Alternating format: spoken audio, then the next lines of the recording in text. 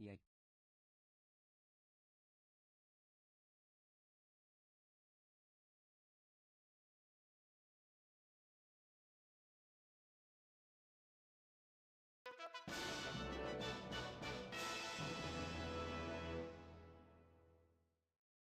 Mouse emoji.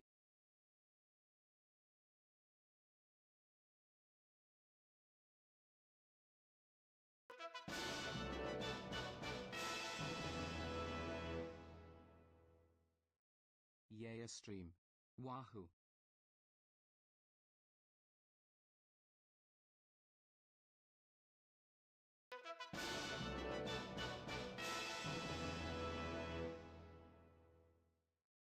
Little German boy voiceock, Minesweeper.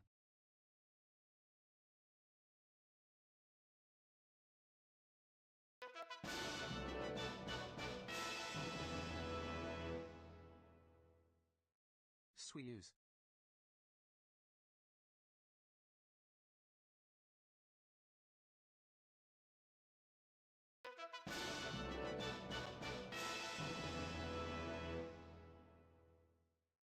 This stream is sponsored by bombs.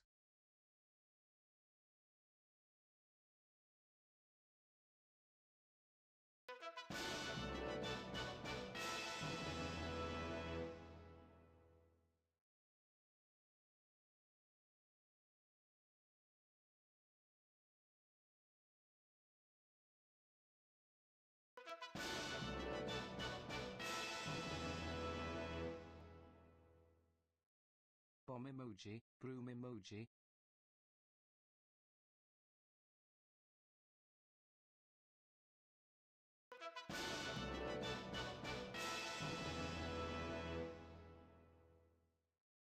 Bams.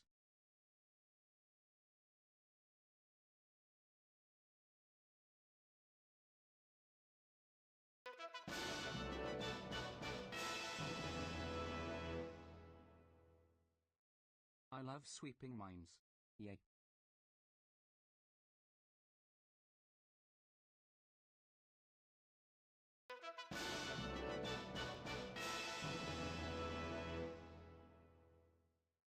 I hope I don't step on a landmine.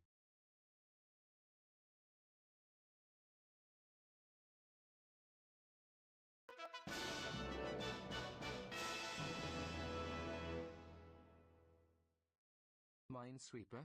I hardly know her.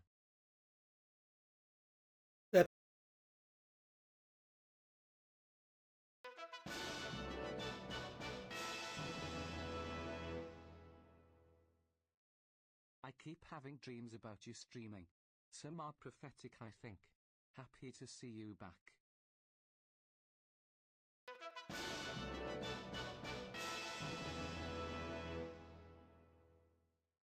The People's Sweeper.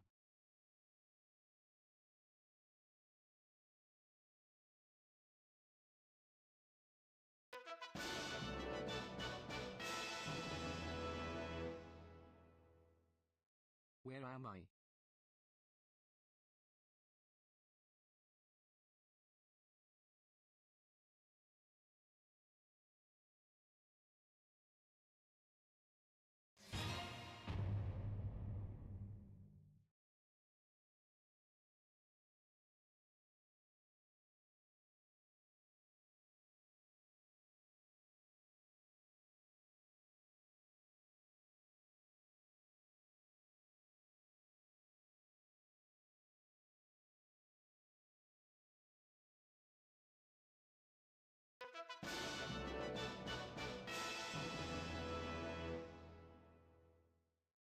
That's divisible by 9. Sorry.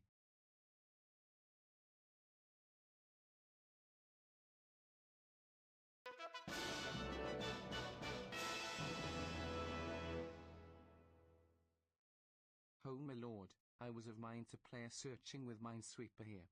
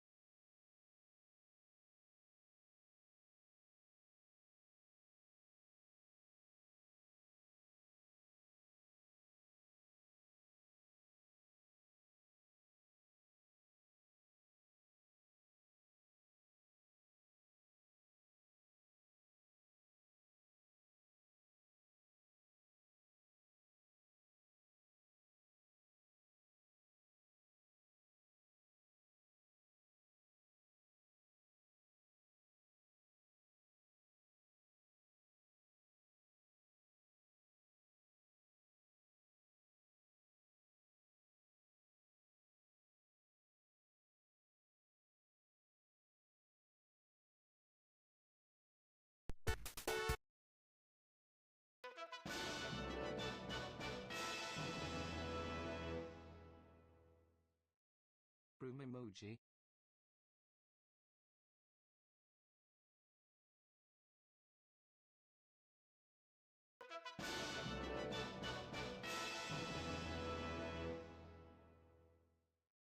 I hate to go take a shower. I hope I don't miss anything.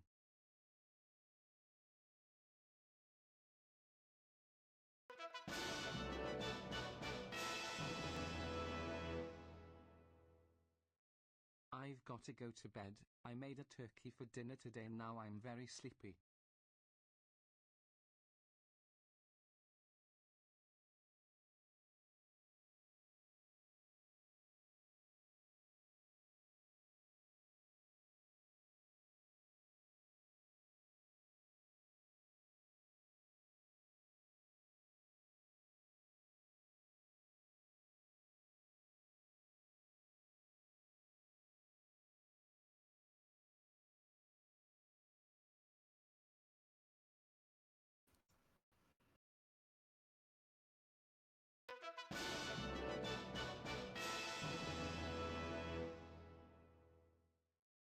Minesweeper Awards. Fucking Minesweep. Oh shit, we sweeping? I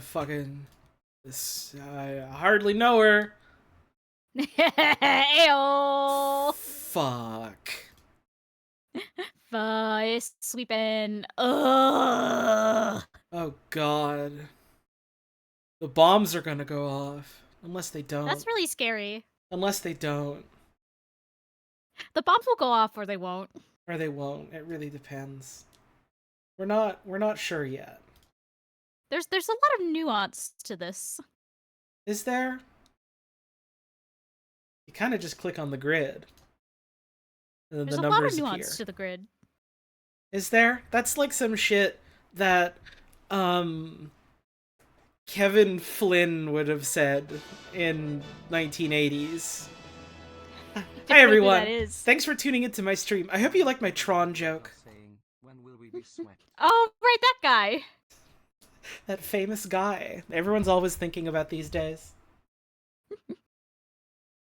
He's the number one most thought about Disney character. I guess he was always a Disney character from the start, wasn't he? Tron was a Disney movie. Yeah, on account of Disney made that one. For some reason I always think in my head that it was like one of those movies they acquired after they bought something or other, but no, it was always Disney in the 80s. Oh, hi, Holly. Yep, that was just them. They just made it. It was just them. Just made it. Phew. Sonic the Hedgehog. You have 6 quests in Minesweeper. I don't know what that fucking means. I just searched Minesweeper on Google.com, and it gave me Minesweeper.online, and I was like, oh, I can play Minesweeper in this. So I'm playing Minesweeper in it. I don't want to do quests or go to a marketplace or level up. I just want to play Minesweeper. Level up. Oh shit, what are my stats now? 3. Oh. So they are. Hey everyone, how's it going? I hope you're enjoying Minesweeper on your screen. Anna, what are you doing down there? Hi, thanks for the tip. Anna, what is that? Is there a Minesweeper roguelike? I feel like that sounds familiar. I'm gonna say probably, actually. It seems like a kind of a gimme. As far as game fusion like that goes. You've played it? It's peak? No, that's like climbing a mountain. I hear they're adding more new biomes. How the hell are they gonna add a new mountain? It's just one mountain. Different. What? Different one. Doesn't make any sense. What is my animal playing with? I think your animal is playing with toys. No, No, she's playing with a broken off part of my chair. Where'd you even find that? Kiki's been a little naughty for attention I lately. love your sweeper. I Where'd sure you hope a find big that? thing will And go you off left a in throw there. up on the floor. When did you Oh do that? no! Our little Yartsing girl, no! It's so gross. My gross Oh, girl. Kiki, you made a yucky. Oh, poor thing. I actually need to put her dinner in a bowl really fast. I forgot. You didn't feed her yet? Oh no. It's time for a baby to eat a food. That's why she's being a little pest. She's Well, hungry. reason that I didn't feed her yet was because for the past 20 to 30 minutes she was pinning both my arms to the desk. No correlation. No correlation. There's no. Guys, I see you. Our top scientists are trying to see if there is a link between these two, and they're coming up with nothing. Alright. I see you, I know. You get to enjoy the sound of Puzz fussing over the cat now. She's pacing all around. We needed the bowl. I hope y'all have been doing well lately. It's unfortunately still been kind of rough for me, but the past couple of days have been looking up at least. It snowed a bunch here, which I've been real happy about because I love the snow. But it sounds like it's gonna start raining again soon, and then there's not gonna be much in the way of snow until like December comes around. Alas, wicked hearts prevail. I did get to shovel once, which I'm happy about. I love shoveling. She literally shoveled. I appreciate your all the way across your apartment Greek chorus that you're doing right now. I'm not even across the apartment. I'm just on the other side of my desk where the food is. But it sounds so distant, and that's what matters. Good girl's sitting nicely. Did you guys know Kiki knows how to sit for her food? And Kiki knows how to sit for her food. Alright, now wait. This is huge. Wait. I hope you've all been enjoying the real-time fan dub. I've been kind of staying off the socials, so I haven't really seen what the hubbub is about, but friends have been telling me they're enjoying it, so I'm happy about that. Well, it seems like y'all enjoy it too, so I'm smiling. I think it's pretty good. I think we made something pretty good there. I think we stumbled into something special. Not stumbled, we went there purposefully. With intent. With great intent. Your girlfriend, who wasn't previously familiar with me, literally snapped her knee at some parts. Awesome. I'm genuinely so tickled pink that we've created a certified actual physical knee slapper. That's the good shit. That's how you know. That's how you know you did something right. There's one left. Let's see. Well, I think this is literally a guess. Considering it's like just stuck in this little chunk here. So I guess we're here on a fucking coin flip.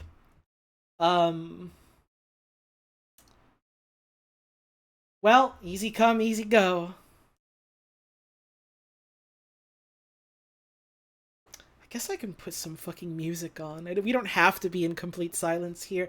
I was just like, because I was hanging out with my wife all day today. It's been wonderful. And I was just like, hey, hon, I could just go live right now and play Minesweeper. Would it be funnier if it was like complete silence or if I had intro music and then cut it off? And we both kind of agreed that complete silence was kind of fucking funny. But I can put music on. For my own sake, if anything. Bring that down a little. There we go. We get to listen to Bit Trip while we play Minesweeper. I was going to, the other day, stream the fucking... Well, that was a fast one. I was going to, the other day, stream the Kirby Air Riders demo. The other week I was going to, and then I was like, no, I'm already sold on the game. I don't gotta play the demo. It's just gonna make me fucking drool impatiently till it's out. And then this week came around, and I was like, oh, it's really close. Maybe I'll give it a try. I hadn't set up my Switch 2 yet. And so I was like, oh, fuck it. Now's the perfect excuse to do that, right? And then when you're setting it up, they're like, alright, you can transfer your account from your Switch to your Switch 2. Alright, cool, that sounds great. Alright, so all we need you to do is log into your My Nintendo account. Okay, that's easy enough. That's just you log into a damn account. And because I haven't, like, logged into it from a device in a while, it was like, alright, you need to go to your email and click on a verification code to verify that you're logging in right. And this is, I made my fucking Nintendo account years ago. Old fucking account on an old fucking email. And I hadn't touched the fucking email in years because I had no reason to. And it was old fucking Yahoo account that got deactivated. And what you can do is you can log into it again and then it'll be like, alright, we've reactivated your account.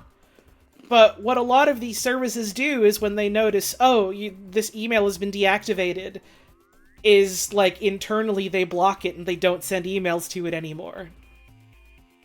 So, I just can't log in. And, like, I saw other people talking about this shit, and it seems like it's a simple fix as far as just, like, you contact a support rep, and they're like, alright, we need some info to verify it's actually you. Okay, cool. Give us a new email address. Alright, it's sorted. So, like, that part is simple. Unfortunately, I have been, as they say in the business, going through it. And unfortunately, right now, the thought of, like, having to reach out and contact someone that I don't know is, like, making me break out in hives, which is a little silly, because I used to do that kind of work for a living. And I know it's not a big deal, but, like, you know, sometimes the disability is disabling. Mm-hmm. And, like, genuinely, like, as someone who has/had really bad phone anxiety and now does a lot of phone-based work for a living, and as such has had to get over it because I need to do that for a living. Mm-hmm. It is kind of just a fucking muscle that you build up or can lose. I haven't had to use it in years, yeah. It's not even a fun thing necessarily, because they have fucking online live chat or whatever. Even that's just like, ugh. I'm not, like, mentally fortified to do this right now. So I just haven't... Mm-hmm. I haven't been able to play my Switch 2 or any of the games on it, which is fine. I'm not in a particular rush, but, like, I do want to play the Kirby, so... Kirby is soon for it. Devastating to hear you might someday lose your phone call muscles from your current job. It happened to me. It could happen to you. It's been, like, a lifelong issue for me, and then, like, at my previous job, I got so fucking good at it, and I was like, damn. They're calling her the genius of, like, basic human communication. And then the pandemic hit. Mm-hmm. Which I think perhaps has rattled a couple people in many ways that we're probably gonna spend years kind of realizing. Yup. As many smarter than me have said. Studying this for generations. Oh, yeah.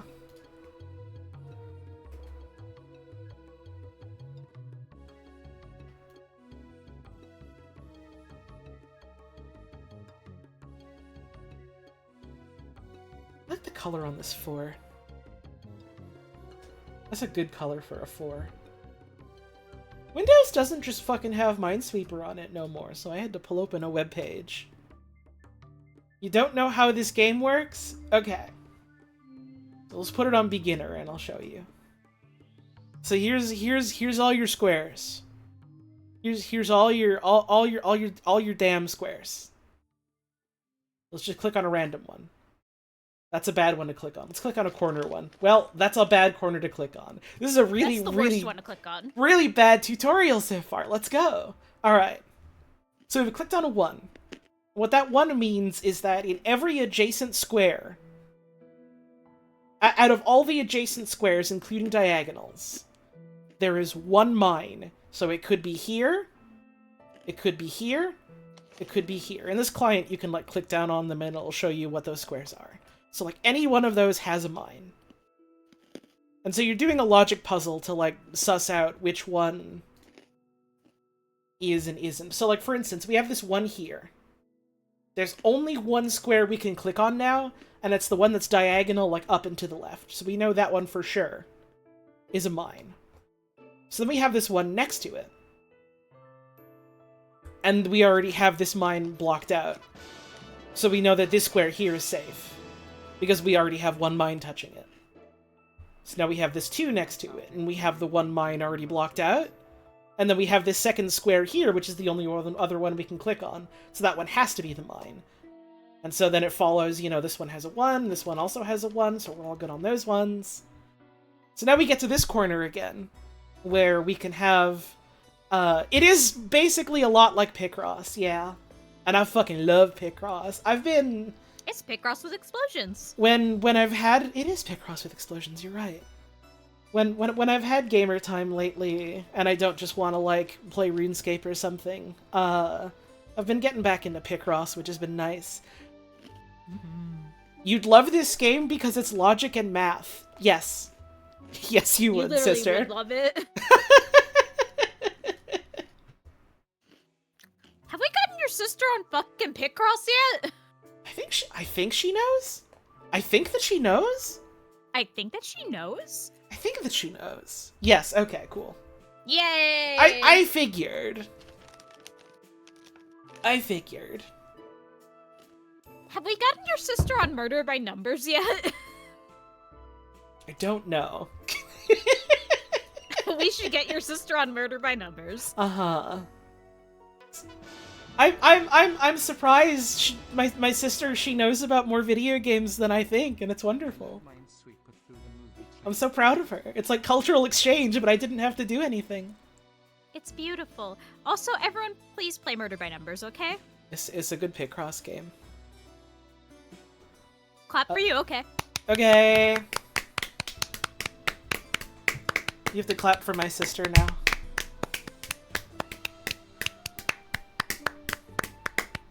She bought a fucking house. She did. She literally did, and it's a nice house. She it's not the move-in date yet, but she's gonna. And it's like closer to where I am right now, so I get to go over and cat sit for her. And I will go see it someday. Hopefully soon someday. Oh, my sister last time she visited was regaling me about her adventures in The Sims right now. And she does have a, I guess he's not a baby anymore, but she did have a baby named Cuntifer. Beautiful Cuntifer. Wonderful, sweet Cuntifer. His mom's got old and died. There was lesbian drama. There was lesbian cheating drama that reminded me of, like, something that one of our friends, Puz, was talking about their coworkers doing. Yup.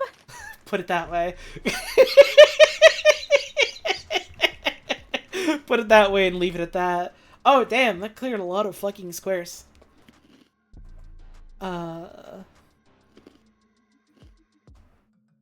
Both moms died at his party. Crazy. Uh-huh. When he became a kid and was not, like, a baby, I guess is how The Sims work. My sister knows more about The Sims from me. You haven't caught a stream in a hot minute. That's because there hasn't been a stream in a hot minute, largely.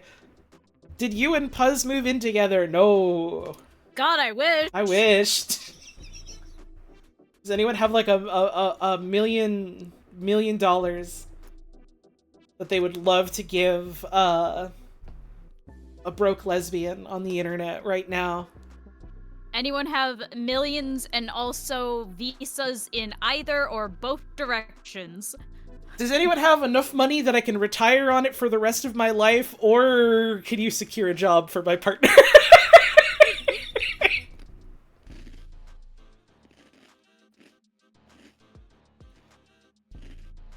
Well, sometimes it's good to click on the corners, but then sometimes it kills you fucking dead. You thought I was talking about an actual baby for a second and not one in The Sims. Cuntifer might as well be real. Cuntifer has a power. I clicked the wrong mouse button because it's 11 o'clock at night, even though I knew that one was a mine. She's fucked. Chat room, she's fucked.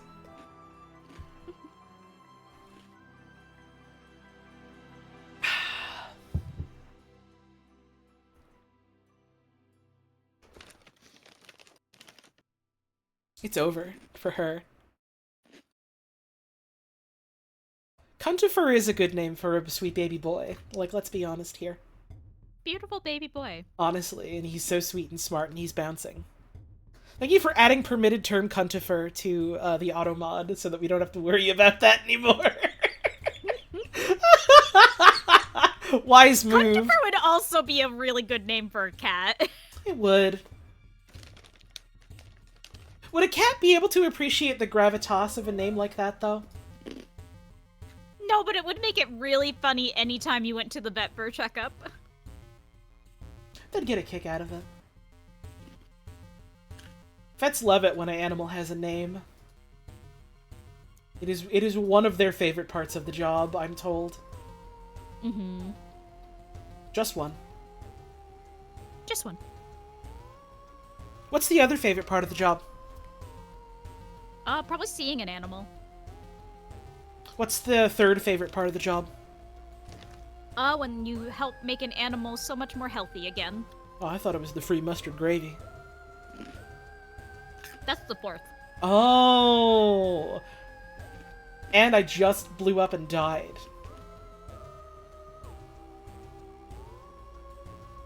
Gravitas is a good name for a throwing move, that's true. That'll be our new special move name. You've been really obsessed with the throwing lately. Please! It's quite cute. I am gonna have lots of Lana Auntie time, that's true. I am admittedly very excited for that. I want to pet a cat so fucking bad. I've been fucking fiending for it. And Lana knows you're her friend and her auntie that she loves, so it'll be fine and good. That's true. She does know that. She remembers my smell, and she's like, wait, I like you. Wait, you're cool. I'm gonna drool on you a little bit. Okay, bye. I have to go yell at my automatic feeder now. And then maybe food will come out. I can never forget. So we went to see Miss Baby Lana when I was visiting, Mm-hmm. and it happened to be right around the time where her automatic feeder goes off. And no one, including her, realized that the automatic feeder was just about empty. So it became automatic feeder time, and one single kibble came out, and she just stared at it. She sure fucking did. It was like something that would happen in a Looney Tune. Just one single really nugget. was. I have never seen a cat so incredulous about it before. And then she immediately went back to being really fucking stupid because she's really special cat. She's a wonderful cat. Mm-hmm. And she's not smart. There's not a lot going on upstairs, but it's okay. She's beautiful. She doesn't need to think. She's very sweet and she's very food motivated, and it's so funny. And she keeps thinking she's a boot. That's true. Oh, Lola used to love being with the boots. When winter would come around, she would like love crawling into the little like boot rack that we would have by the front door. Because it's like right by a little window. And so she would just like squeeze her way into that and crouch down or just stare outside. Oh. Sweet little thing.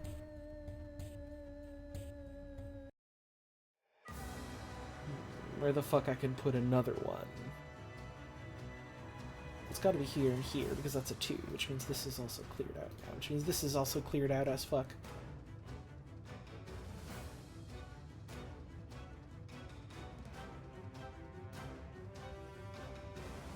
So what's been going on in the world of anything lately? Boy, what hasn't been going on in the world of anything? I suppose that's true, isn't it? We're sure living through some historical times for both good and bad. I mean, we are, but I was mostly thinking along the lines of, like, video game shit. Oh, yeah. Well, I've just been playing a bunch of Stardew, so, like, that's nothing. Uh-huh. Well, that's something. You like that. It's my second job. It's my third or fourth job I get to come home to. They don't pay you for it! I don't. They don't pay you to go to that damn farm. Grandpa and his fucked up bed need me. Uh-huh. I can't get over the bed. I know everyone always brings it up, but goddamn. It's really good. I'm glad it's something that has not only never been fixed, but never will because they've leaned into it. Uh-huh. Oh yeah, look outside did get that, like, big as fuck update. Oh yeah, we were talking about that the other day. I've been, like, poking and peeking at some of it and, like, seeing what other people are making of it, and it seems really, really fucking good, so that's exciting for whenever I get back to playing that game. I can't believe that once again, my beautiful son Joel has been nerfed. Your boy was too strong. So, like, since the last time I played, there was one patch where they scaled down how much, like, health he would get by eating an enemy to death. Because it was way too easy to snowball him way too fast right at the start and just turn him into, like, a brick of 6,000 health. Which is fair. Okay. So they made my hungry sweet little son less healthy. But he's still, like, ludicrously really strong at the early game. And they put out, like, the hard mode. Which I'm told is, like, really fucking balls-to-the-walls difficult, which is interesting. And if you could just get Joel that easily at the start of hard mode, it wouldn't really be all that hard, would it? So they gave him... They gave him a recruitment cost. You have to give him 8 tubes of toothpaste to recruit him now. And also, if you don't recruit him soon enough after a couple of days, he can never be recruited anymore.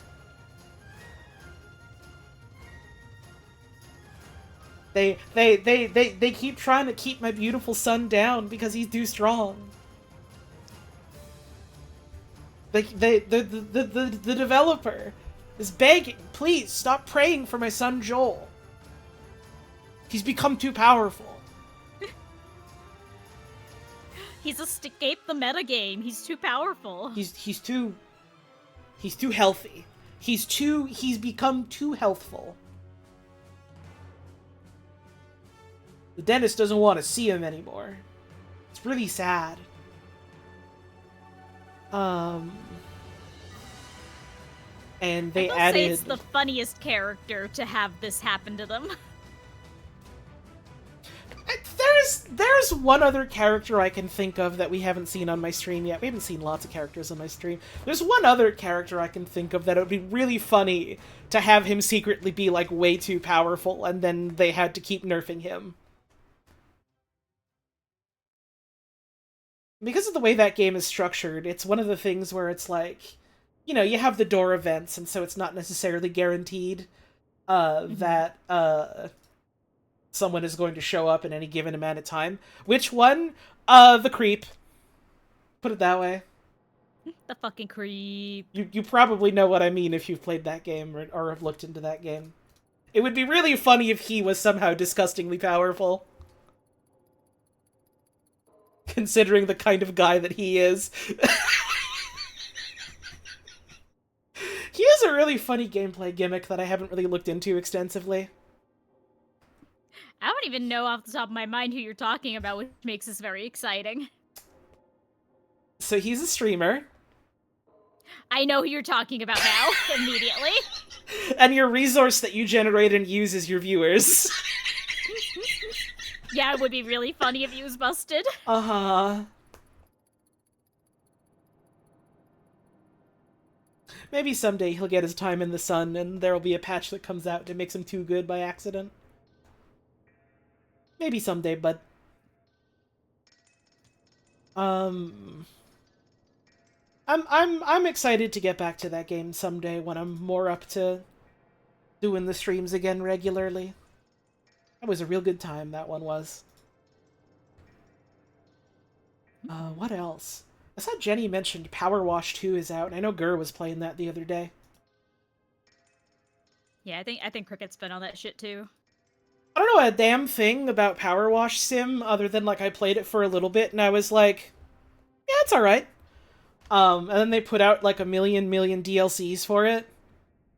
And then I guess at some point they decided we've got enough new ideas to warrant like making just a new one.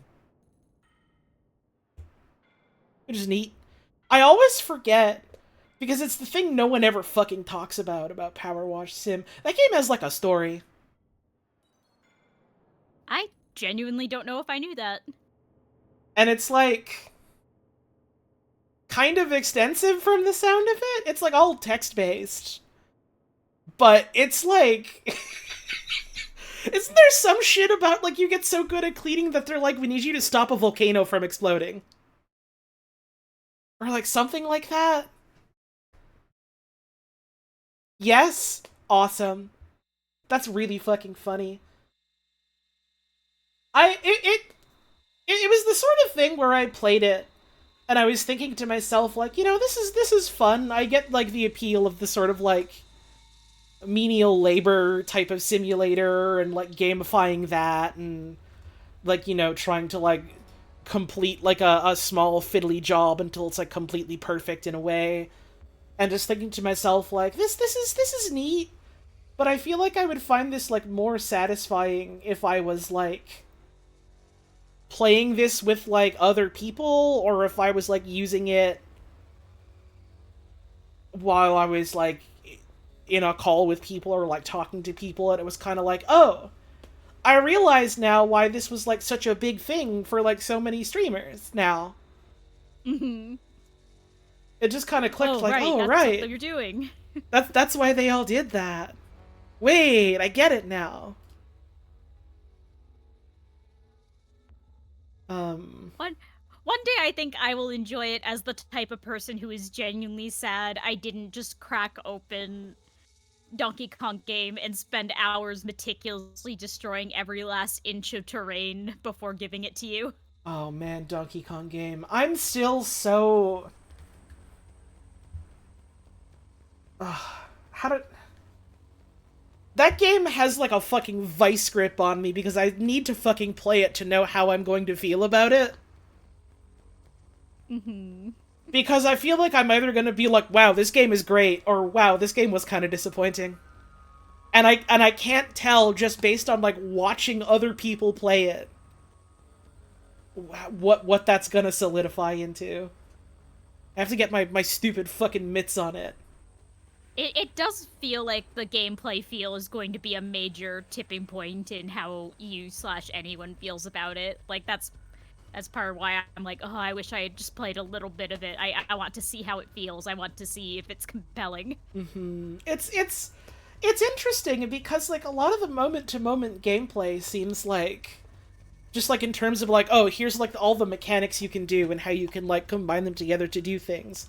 That seems like really interesting and compelling, and like how they were talking about from the start, they were trying to design a game that was like encouraging the player to break it and like sequence break their shit and like, you know, do what you can to do things in unexpected ways. They wanted to like cultivate that, and that's cool. The levels look kind of boring. They're all just kind of like, here's this big mass of like a dirt that's like a different color because it's a different biome, and like some floating platforms, and there's some caves you can find, and it's like, I don't know. It feels kind of like, I did that wrong. It feels kind of like on purpose they were like doing like and this is gonna sound fucking loaded, but it seems like they were doing, like, anti-level design, like, on purpose kind of thing. Mm-hmm. Because they kind of have to if you can just, like, run through and smash through everything, you know? But it just... Yeah. It feels like it just slides off my damn brain. In that sense. Yeah, I get what you're saying. I gotta actually play it to see, like, if what's there is, like, compelling to me or not. Mm-hmm. Like, yeah, they didn't make a level so much as a giant pile of stuff to smash. Yeah. And, like, maybe that's enough, I don't know.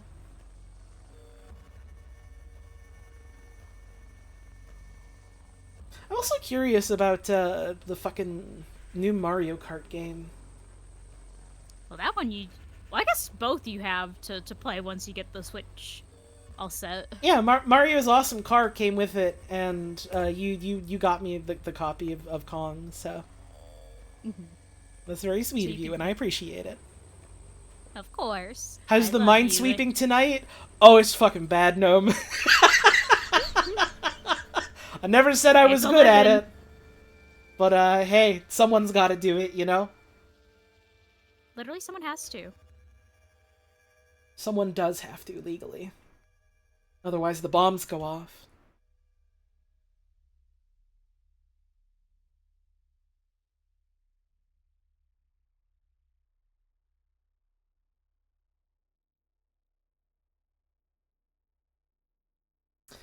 So I'm gonna pull the pin out of a grenade and then not throw it and just hold on to it and hope for the best. How about that Metroid Prime 4 trailer, huh? How about the... huh?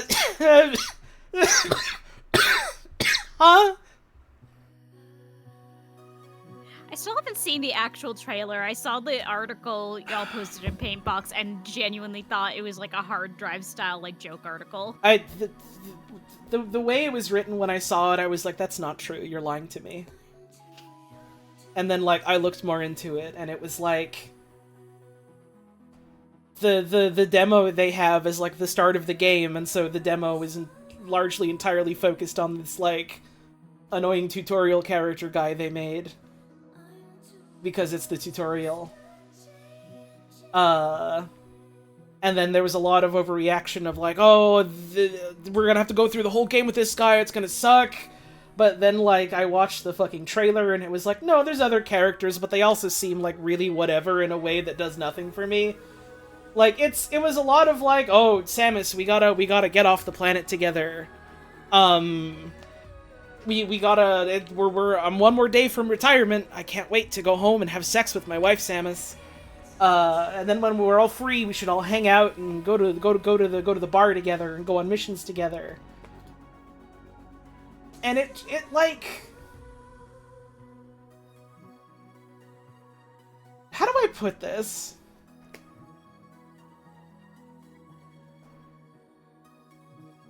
It feels like the most Xbox 360, PlayStation 3 game dialogue.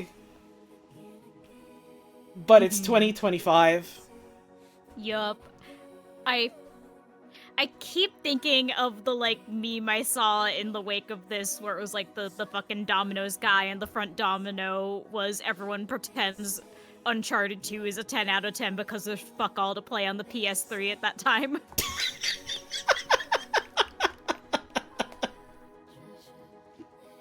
Just, it's such a weird decision, and then they're like, alright, here's the best part. The rest of that fucking trailer, the funniest thing happens, and that's not the thing that people are focusing on, because they're so focused on the fact that the tutorial character is McLovin. They do the thing I love when they do in, like, a Nintendo modern trailer showcase, whatever, and they're just like, you can utilize Samus's many abilities to traverse this hostile alien world. Samus can jump! You can use the jump button! She jumped with a button. And I'm like, god damn! Why is no one else focusing on how fucking funny that is? That was like the funniest part of that fucking trailer.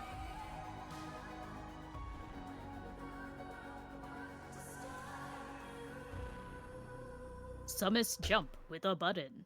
The normal other areas, whatever, look like they look fine. They look pretty good. I'm still not really a fan of it being like, alright, and the way they're all linked together is with this, like, big fucking open desert that you gotta ride a motorcycle across, and it's like, I don't need every fucking game in a franchise to be, like, exactly the same and structured exactly the same, because, like, I don't know, I see so much people are like, oh, if you're making a game in this franchise, it has to be this, this, and this, and I'm just like, Buster, the only thing linking these together is a brand name. Like, you can make shit different, it's fine. They made shit different in Fusion, and Fusion was fucking awesome. But, like, I don't know, just like, alright, the way we're linking, like, all these different, like, levels together is just, here's a big open space with, like, some points of interest. Doesn't really appeal to me, it's not really what I want.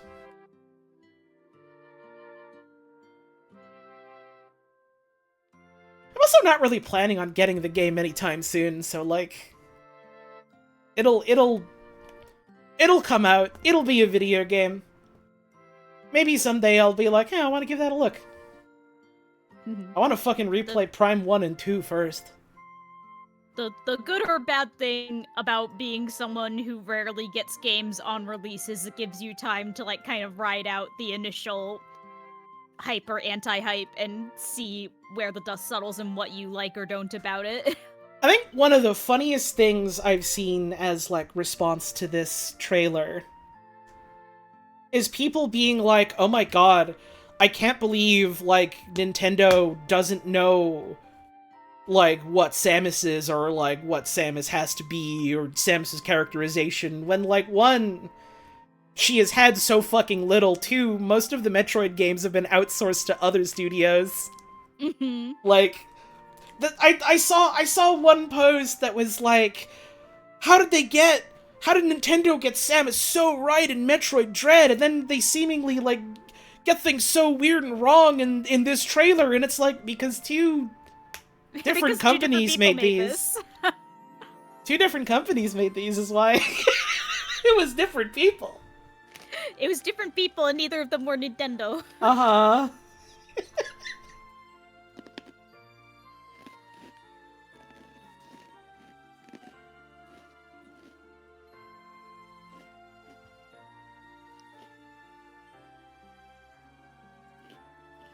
Samus should point at the screen and say, Mar is the coolest thing I've ever seen and I love him.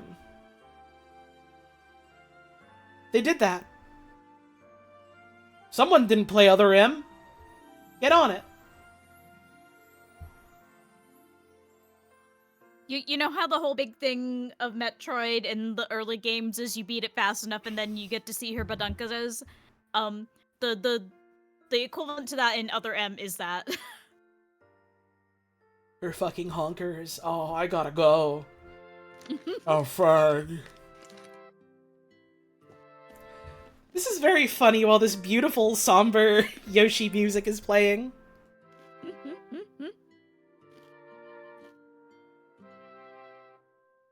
This is the beautiful, sad Yoshi song. We play it all night long.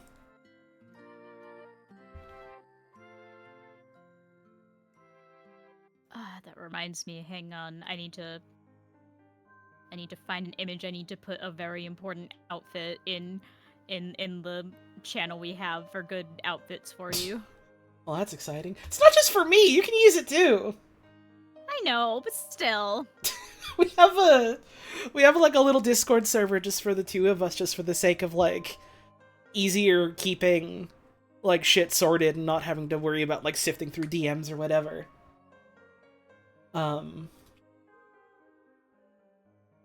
And there's a little channel for, like, outfit ideas sort of thing, which has been fun. Mm-hmm. I want to play Other M so bad. I will someday. I have it. I was gonna say I brought it to you, didn't I? Yeah, it's on my desk right now, right next to Arcrise Fantasia. Right next to Arcrise Fantasia. It's a beautiful sandwich on my desk where it's like I've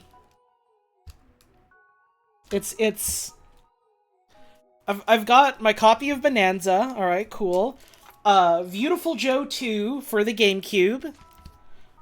Awesome, wonderful. Metroid Other M. And Arcrise Fantasia still sealed, never opened yet. And they're all just hanging out in the same spot on my desk. And it's quite beautiful. I need to emphasize for the chat, most, if not all of these games are things I brought for Holly by her request last time I visited. And when I was packing my stuff up, I said, oh, honey, you know what else I have? I have this really nice, like, mint in box copy of Japanese original Nintendo 64 Super Smash Brothers. You technically I don't remember if you like paid me for that or if I bought it for you as a gift. Whatever. The point is, it's technically yours. So I was like, oh, do you want me to bring that for you? That way you can enjoy it. And you went, no, that one's too important. Leave it there. Right, because I didn't want I bought it mostly just because I like the box. It's like a little collector's item rather than like a thing that I'm gonna bust out and play. I already have a copy of Smash Bros for the 64, an English copy. So I didn't want to have to fret about it getting scrumbled in your suitcase or nothing, and I didn't want to worry about it getting lost in the post. But Arcrise Fantasia. See, Arcrise Fantasia is even funnier because that one you insisted on carefully packing up and bringing home yourself. Oh yeah, I did, didn't I? It wasn't even one that could be trusted to make it back and forth in transit. It was, no, I need to make sure this makes it home, okay? I need to personally carry her home. Mr. Lark is in there. He's never been opened. I still can't fucking believe we found Mr. Lark. And not for a bad price either. The price was not too bad, and hours later we realized, oh, one of my friends works at this place we got it at, and they just weren't on shift that day. Not gonna dox them, but it was like, wait, you work here?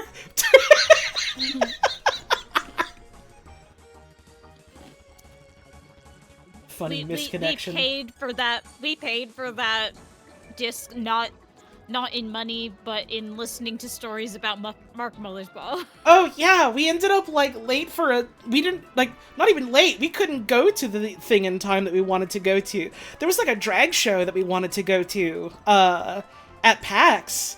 And we missed a drag show for Mr. Lark. We missed a drag show because we were buying Arcrise Fantasia, and the cashier decided that they were going to take 20 minutes to tell us about Mark Mothersbaugh. It was funny, at least. Pretty funny. I was like, no, I want to see where this is going. This is funny as fuck. So it's got to be one of these two, and then this one. Okay.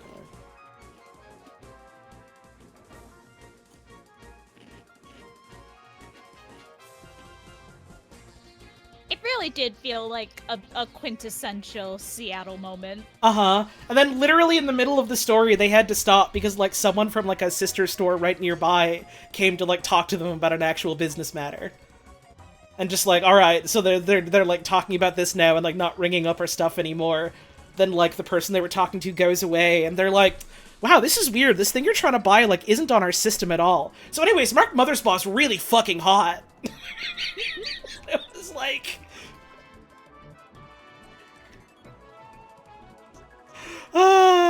it is a day I don't think I'm ever gonna forget. And then we immediately went and got I think it was really good Chinese food. Yep. That place was fucking good.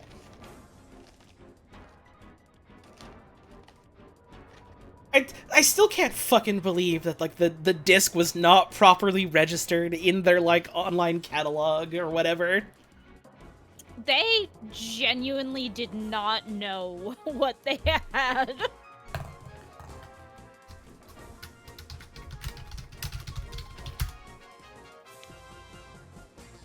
Like, I literally made a joke when they were trying to find it, like, oh, that makes sense. It's one more curse from Arcrise Vantage. And they went, oh, is this like a cursed kind of game? And I was like, oh, you don't know. Well, to me specifically it is. I do have to play it. And you have to beat it? I do. It's... I don't know why this keeps happening to me, but... on multiple occasions now. Like, you know how I am, hon. I get, like, kind of obstinate sometimes when people come up to me, and they're specifically like, oh, you should do this. It'd be great if you did this. I think you should do this. And I'm always just kind of like, no. No, I don't. GGDG, the author of Soul of Sovereignty, which you can go and buy right now. Chapter 3's coming out soon. Chapter 3 coming out soon. Go read it. Go find it. Check it out. It's fucking great. I fucking love chapters 1 and 2. Multiple occasions now, they have either told me directly or just made a post in general going like, you have to play this and you have to beat this. And every time I've decided, well, I guess they're right. That's why I played Claymates all those years ago.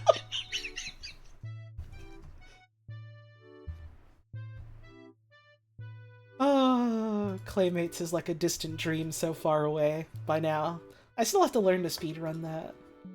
Me too, unfortunately. I do. It's not that unfortunate. And you have to speedrun it. Dodo is in it. What's wrong? You love Dodo.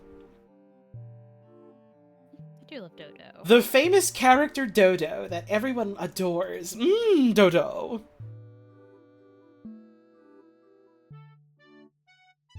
You know Dodo. You love Dodo. The character Dodo. Am I gonna learn to speedrun Minesweeper? No. The thing is, speedrunning Minesweeper is pure RNG. What will I do to celebrate if I get the Claymates world record? Get blackout drunk on 4 bottles of cider and pass out for like 3 days. Oh, honey, I don't think it's gonna take 4 bottles. To get blackout drunk? It might. To get drunk in general? It's gonna take fucking 1. It's not even gonna take the full bottle, my love. Oh, I know. And the beautiful bird music is playing. Yeah, speaking of video game things that happened, the new Hyrule Warriors game came out, and I looked into like what its deal was, and it was about what I was expecting. Mm-hmm. It was about what I expected. I didn't know it was already out. It came out recently. Good for Hyrule Warriors, I guess. Well...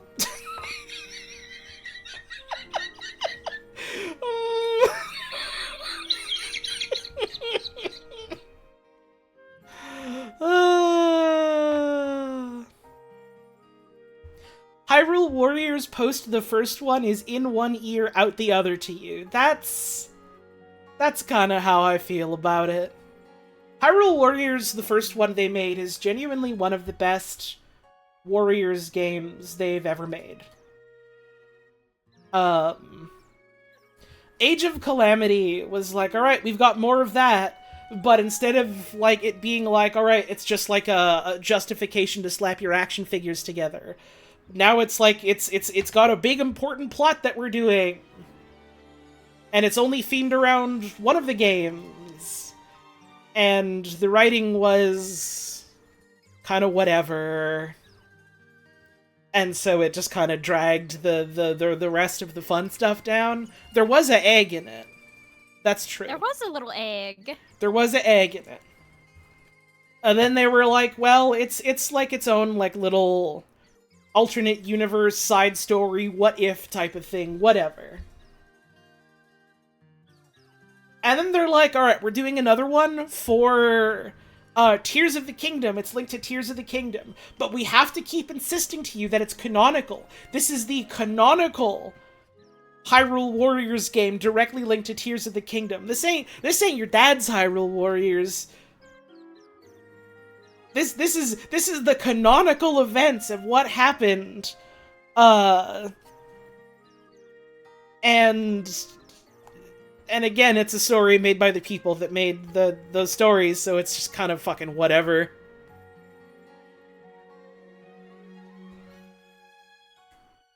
You want to know the best part?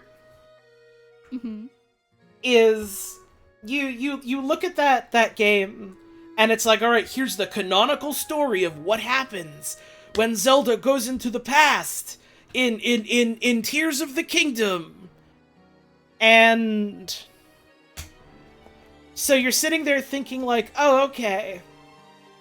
So they're weirdly insistent on the fact that Zelda killed like 30 million bokoblins or whatever in the past. And they really need you to know that it's canonical, that Zelda single-handedly killed 300,000 enemies. And then she kind of doesn't even really get to do that because the plot is kind of superseded by, like, other characters. And they shoehorn Link into it, but he's not actually Link, it's just a robot that looks like Link. And it sounds like she kind of doesn't get to do much story-wise. And she's a little bit just there. Cannot get a fucking break, this woman. It's a little silly. And, like, I don't know how that ties into Tears of the Kingdom. I haven't played Tears of the Kingdom. I've managed to avoid spoilers, aside from, like, one thing about the final boss. Which is that you can... I guess two things about the final boss. One of which I think is a major spoiler, which I don't have any context for. And the other is that you can, like, trap Ganondorf in, like, a... You can use your Gary's Mod hand to, like, make a prefab, like, food shop that you can trap him in, and he's just stuck in a food stall. And that's really fucking funny. To do that. You can make him go to the store. It, like, breaks his AI in such a way that he just stops trying to fight you. He once again knows peace. That's really fucking funny. That's really fucking funny. You can just make him. You can turn him into Nanao. It is cheaper to buy vegetables with him. Fucking Matt Mercer gets, if you're playing in English, I guess, Matt Mercer gets to be like, I call it bread and water soup. It's a proper meal. You take bread, you fry it in oil, and then you put it in water.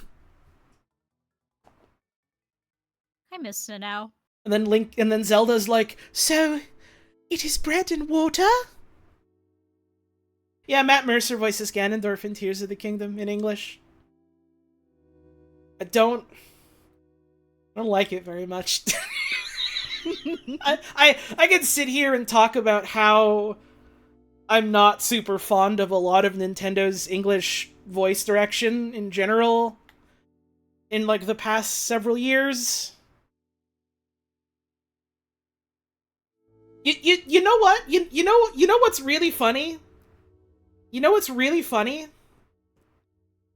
As much as I think that, like, Corporal McLovin's dialogue that we saw in those little, like, trailers and, like, gameplay that was shared from, like, demos that people played in Metroid Prime 4, as much as I think is, like, the dialogue that was written for him was fucking annoying,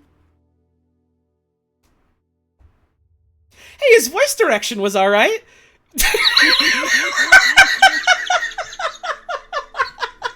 Hey, that part was okay, I guess.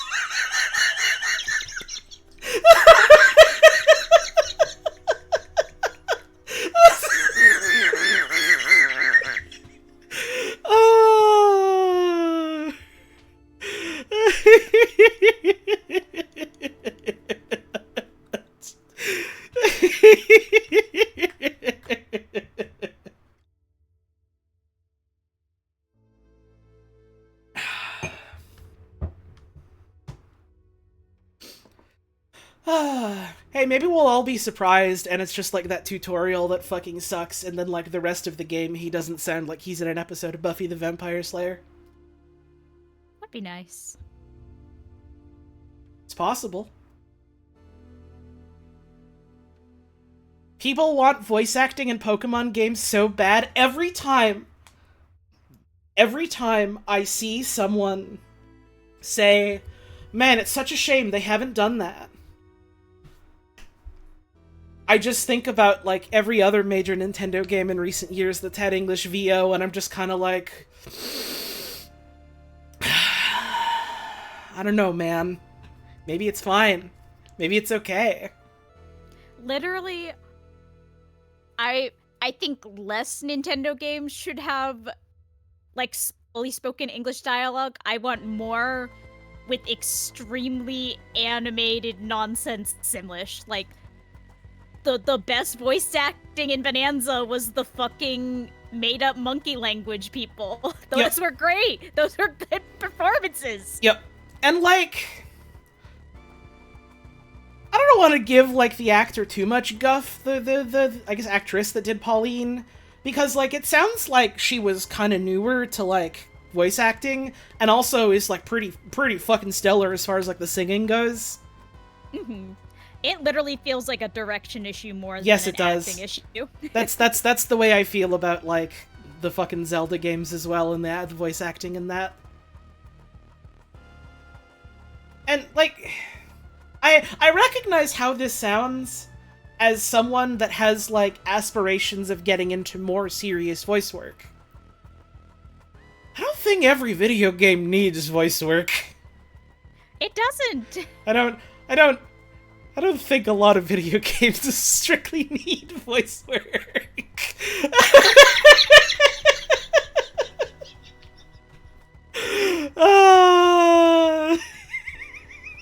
See, but that's the great secret, because you'll still get work, because you know what you're great at? Miscellaneous noises, baby!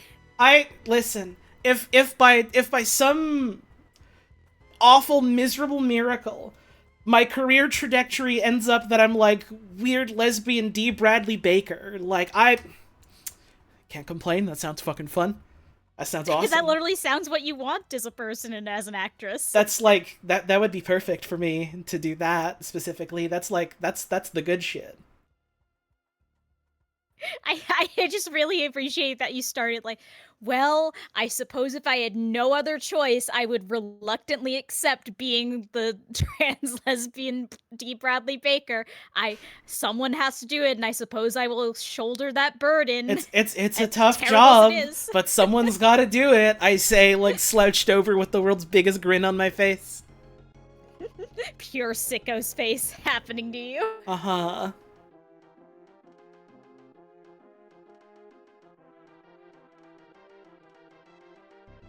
I don't know, it sounds like a good gig to, like, every now and then get, like, a more substantial role, and then, like, the rest of what you do is, like, alright, I'm the person that does a bunch of extras and does a bunch of weird sounds, and people are like, perfect, you're hired.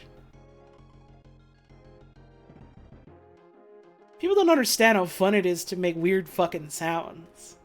Some people do. It's literally fun. Some people understand. Some of those people get paid to do it. And what a beautiful world we live in that's possible, genuinely. Mm-hmm.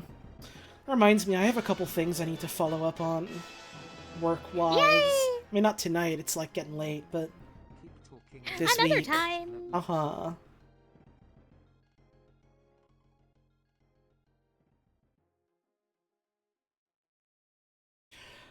I had to sign a document recently, and I don't even know if that's necessarily going to, like, go anywhere, but, like, it was like, damn, I've never done that before.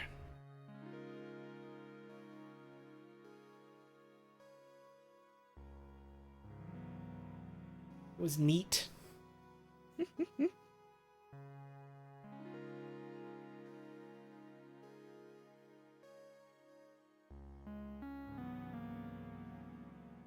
Never signed a document? Yeah, I've never had to, like, use a signature, so I was like, what is a signature? What is that for? What does it do? What purpose does this serve? It was the first time anyone ever showed me a pen, and I was like, so is this like a chopstick? Singular? I kind of need 2 of those. Do I use it more like a skewer? Do I like stab the items? Oh, it is 1 prong of a fork. Oh, it is bread and water. I miss Nanao. It's so sad that she went away forever and never came back. It's really sad.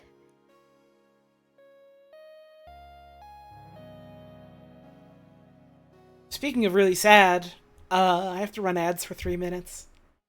That is really sad.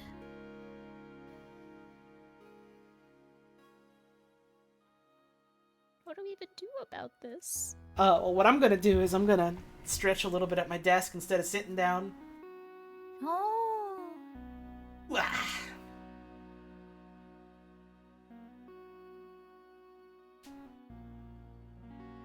I have not been keeping up with other video game news recently because I've kind of just been, like, a little bit off of socials. Good. It's been nice.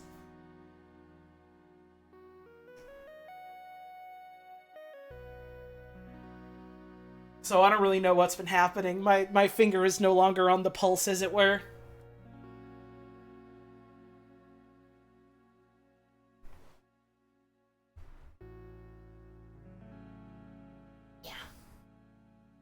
I've been busy doing other stuff.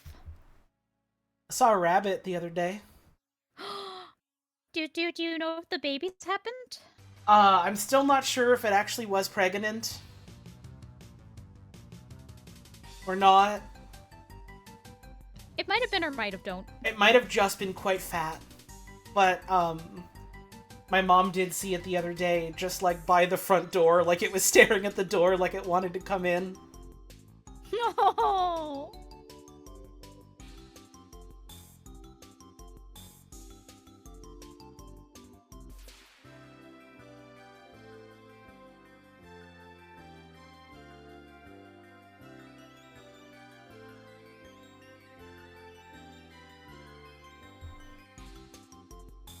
Apparently Prime 4 is bad. No, we just talked about that before you got in, CT.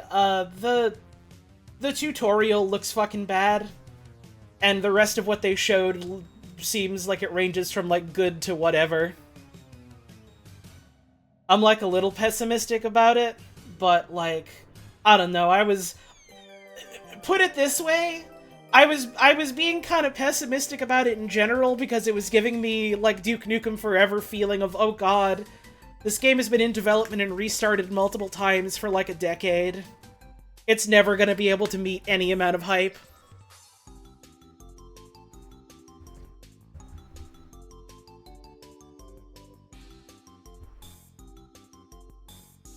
Like, it could come out, and it could be a really, really, really good video game, which would be nice. And to some degree, it's going to be judged on the fact that it's not, like, the ultimate perfect video game that was being developed for all these years. Like, the fact that Dread was also like that and came out and it was as good as it was, I think is also not helping it. Mm-hmm. Hey, it'd be cool if it was good, though. I haven't even played or bought Dread yet. No, I bought Dread. I haven't played it yet. I'm okay if one comes out and it's kind of whatever to me. That's fine. There's 50 others in the franchise. Mm-hmm. Sometimes a game is simply not the best one, or maybe it's fine, but it's not for you, and that's fine. I could replay famous shit game Metroid 1 for the NES right now. Not right now, but... You could play famous shit game Takeshi's Challenge. I could play famous shit game Takeshi's Challenge. I wonder if that has an English ROM hack. It's gotta, right? And if it does, I wonder how they handle the lack of microphone. the plot critical microphone. The plot critical fucking karaoke segment that you have to do multiple times. And you have to beat it. I watched that episode of Game Center CX recently with some friends. Mm-hmm. That's another video game thing we've been doing recently. We've been watching Game Center CX. I think you more so than me. I've only seen like a little bit of it. Not much more. I think there was only like one other night recently that I watched it that you weren't around. Hmm. Oh yeah, it's fun. Apparently there is like a Twitch channel that just shows old ones the same way that there's like an MST3K channel. Oh, dope.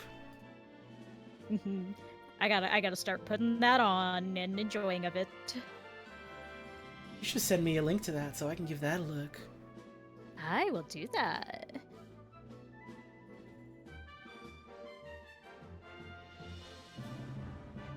But yeah, if for what I assume is many of you who probably don't know, Game Center CX is a Japanese. I feel like GCCX is pretty well known, isn't it? Is it? These days, isn't it? Is it? I feel like it is. Chad, among the Game sort of Center CX? people that would watch my stream, I feel like it's relatively well known. I suppose the people who are watching your stream, yes. Mm-hmm.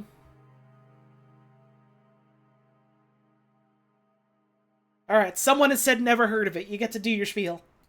It is a Japanese variety comedy show. I don't know quite how to describe the genre, but there is a Japanese comedian who plays retro games and also goes to like arcades or game stores or like toy stores that have games, and sometimes like actually goes to like developers and interviews them, and some of the interviews are genuinely like very cool and revealing about like interesting games. Like they were going to like Tecmo and talking to a bunch of people, I believe. Who's the guy what made Earthbound? I think they interviewed him. Itoi? Itoi, yeah.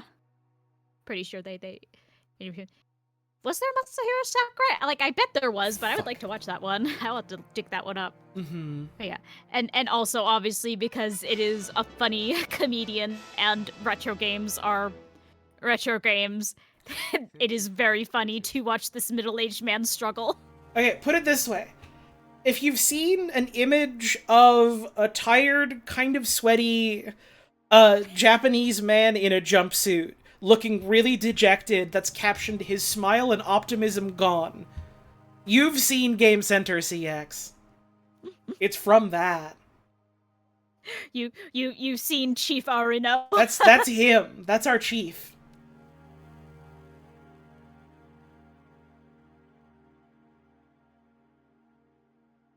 That's Chief Arino. You've seen him. You know him.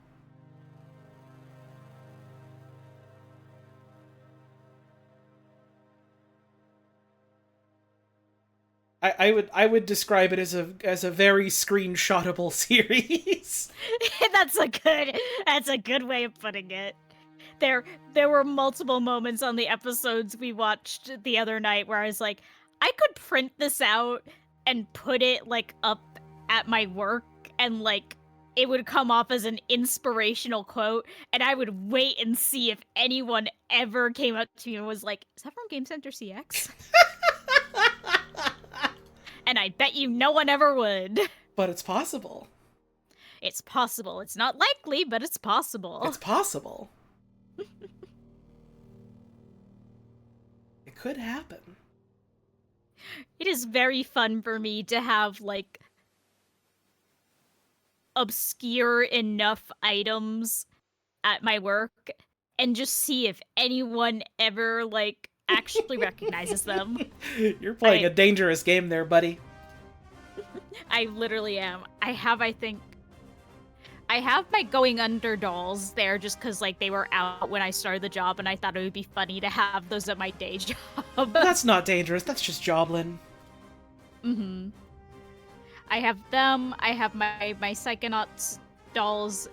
And most dangerously, I have a couple of the Welcome Home plushes. Uh-huh. Didn't someone call them Bluey once? Yes, someone did point to Barnaby and go, is that Bluey? Wait, that's Bluey, I know that one. That's the dog of television. Wait! Someone thought it was Bluey, another person saw him, got really visibly excited, and went, "Oh my god, how cute! It's Stitch!" I forgot about that one!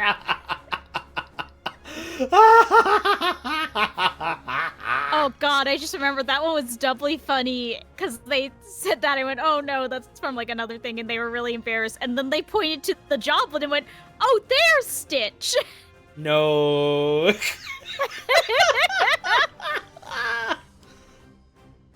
And they went, "Oh no, that's also not Stitch," and they straight up just covered their face and walked away. Oh, goodbye. Sorry. Just gave up.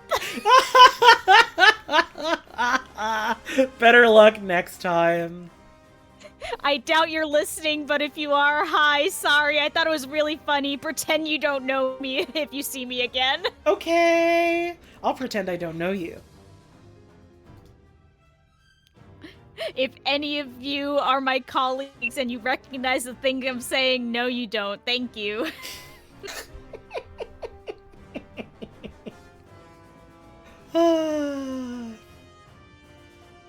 I do really like the bit of someone just pointing to everything and trying to identify if it's Stitch or not.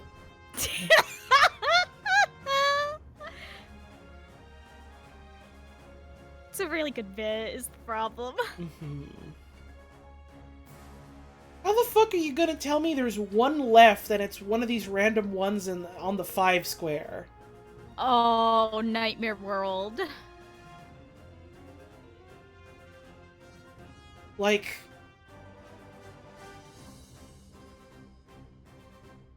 Simply get it right or don't. Big money, no whammies. Well, that's not helpful at all because it's still a fucking 3 that I have to match with here. Get it right or don't. Okay. I didn't get it right. Oh.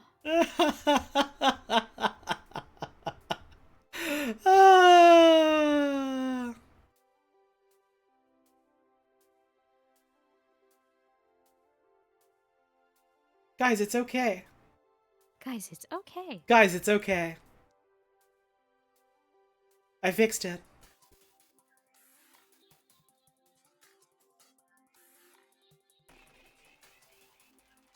Why does Minesweeper even do this? Because it's how they programmed it. It is how the game works. That's how they made it do it. You can it can just make a board like that. It's not good, but it's well, How we doing, chat?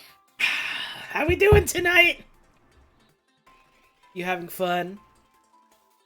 I am having fun.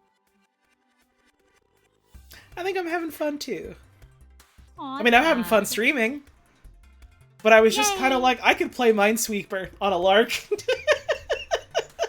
No one can stop you from doing this. I don't know if I like Minesweeper.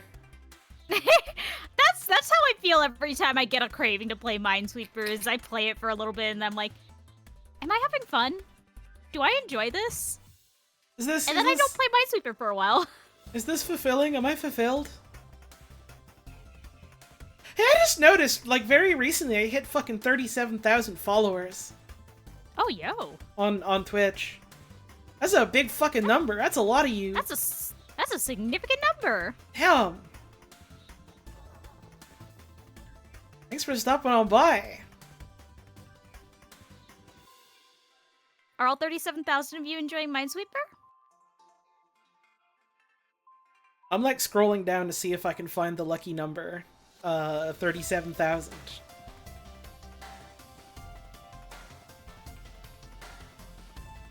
Let's see.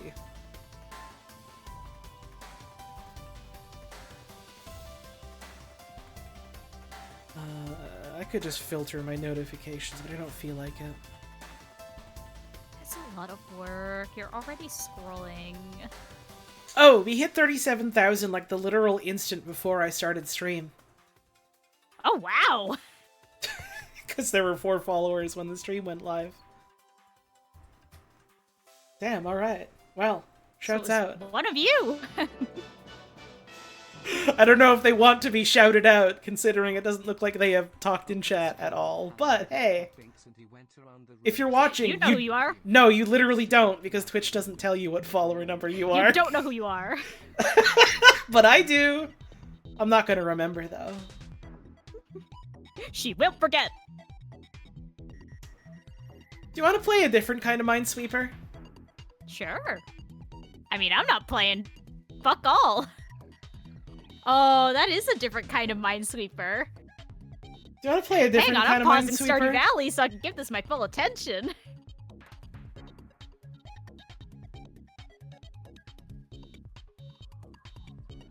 Oh, strong start. So we have... fish. Free for fish. Martin Odegaard, the man of the match. No price data. And sausage roll. £4.50. It's quite a long one. Usually they're like chopped up into smaller bits. And a smear of pathetic ketchup. Such a worthless ketchup. It's gotta be the fish. I've gotta vote for that fish. Alright.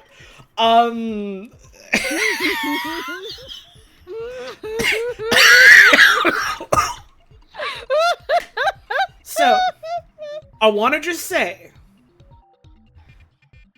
in defense of the pie mash and liquor, I know how it looks.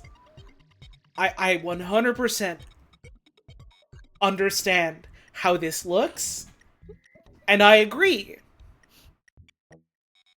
It does look like pallid and pathetic. However, I know it looks like a wet mistake, but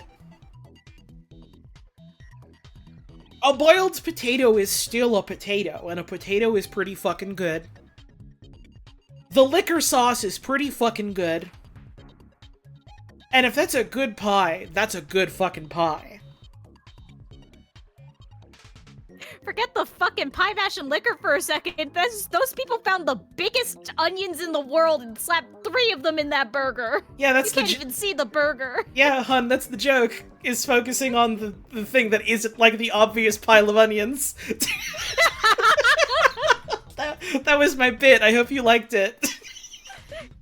I was so fixated on the onions, I didn't even register the bit. I was just scared. There's 3/4 of an onion. You can hang on. Just a toe in chat says you can literally just remove the onions. I'm paying £10.50 for this fucking burger. If I'm removing anything, I want a refund. Yeah, you can just remove 2/3 of the sandwich. I was right. It was pie mash and liquor. Always bet on pie mash and liquor. Lots going on here. The pride of Wales. Alright, now. I'll give him this. It's £1.50. So it's cheap. That's about all I can give them for this. I mean, the pizza slice not looking too much better, I gotta be honest. It's not looking like this, though. It's not looking like that. Out of the 2, I know where I'm going. This is like if you told someone what, In-N-Out animal-style fries were, and they were like, yeah, I know what it is, I can make that. And then they weren't listening. It's like if you told your 8-year-old who's not allowed to turn on the stove to make you some animal-style fries. The quality of the fries do also look similar to In-N-Out, it must be said. They look like packing peanuts. This scrandle shit is easy. Like...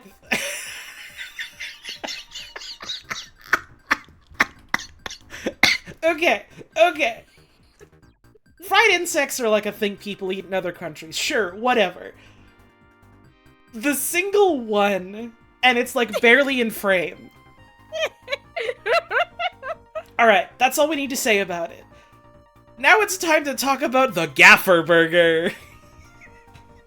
The fucking Gaffer Burger. Bro, this is the opposite problem of the last burger. Gaffer Burger is such a punching you in the face name. Who gaff about this burger? A lot of people. Of course they weren't going to pick the bug, because a lot of people playing this game live in the West. Cheeseburger flavor pie. Oh, right, it's from 420. I remember learning about 4 and 20 because, the pride and joy of Australia, Hanani, was talking about it once in, like, one of her videos or one of her streams. I don't remember what it was she was talking about specifically regarding 4 and 20. I just remember thinking, wow, 4 and 20 is an awesome name. You could go there when you're high as fuck, and because it's like a corner store type of thing, you could eat anything there and feel really good. Limited release, £2. What is Bovril? With a Mars bar. Well, I know what a Mars bar is. What is Bovril? Is it just... Hang on. What? Is it just like a beef liquid? Okay. So it's basically like getting like a cup of hot stock or whatever. Sure, it's getting a cup of hot broth. With a Mars bar. With a Mars bar. I feel like these two drinks need to be swapped.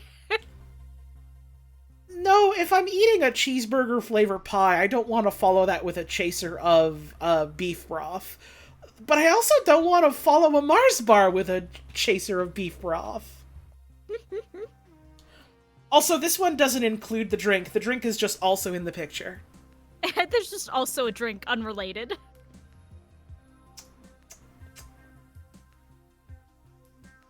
With a Mars bar. With the Mars bar. Damn, alright. People want that Mars bar.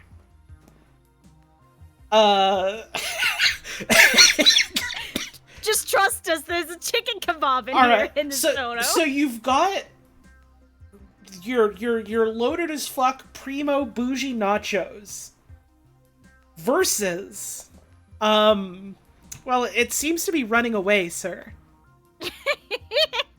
This chicken's too fresh. Easy, yep. That chicken is still a lot. The fish is back! Damn it! I wanted the fish to win! I didn't even care about anything else. I just laser focused on that beautiful fish, and I was like, that fish. I needed it in my heart to win. This is some pretty good fucking looking fish and chips. But 5 sugar donuts is 5 sugar donuts, you know what I'm saying? Like, I'm not straight or anything, but 5 sugar donuts is 5 sugar donuts, you know? Is that a straight people thing? No, it's my joke of when people go, I'm not gay, but $5 is $5. But I am gay, so... Oh, we're gay. Yeah, I love you. I love you. £5 for 5 sugar donut. I don't know what the exchange rate is for pounds to Canadian dollars off the top of my head.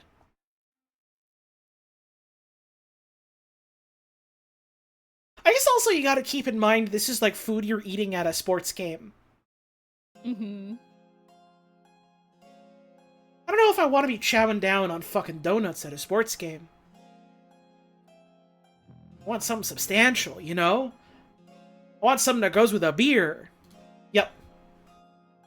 But 5 sugar donuts is 5 sugar donuts.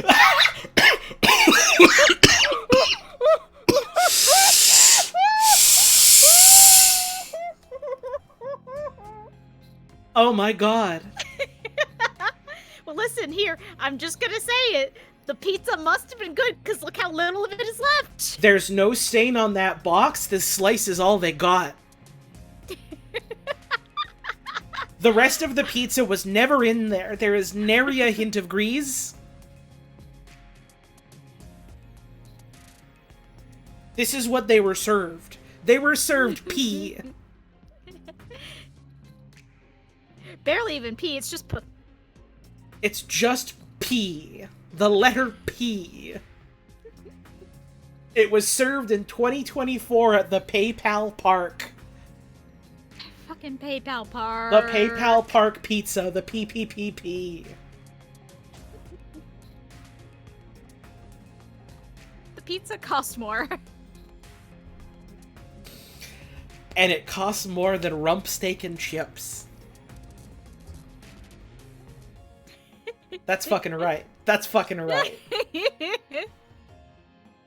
The double cheese bacon burger. £6. Versus like a whole thing of jerk chicken with some rice with... And it's rice with stuff in it. Keep in mind, this is rice with stuff in it. For $6.50. The burger is being, like, swaddled and cradled so gently. And, like, this is angelic lighting. This is like a beautiful baby was just brought into the world. Welcome, my son. We have so much to show you. Everything is so beautiful now that you're here.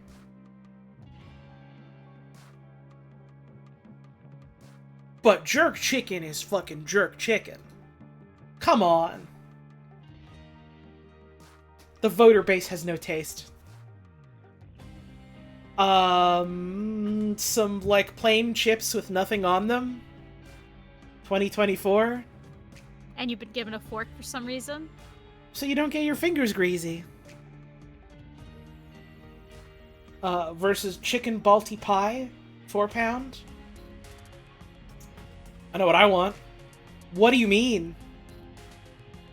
That shit is literally like succulent chicken and sauce.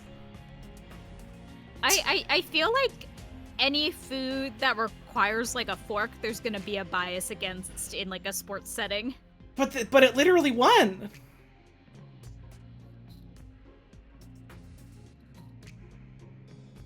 Oh, you mean the pie? Yeah. Well, no, you're probably spooning that shit. Well, silverware in general. But there was one right there for the chips. I don't know why that was there. It's chips. 'Cause you need it for the chips.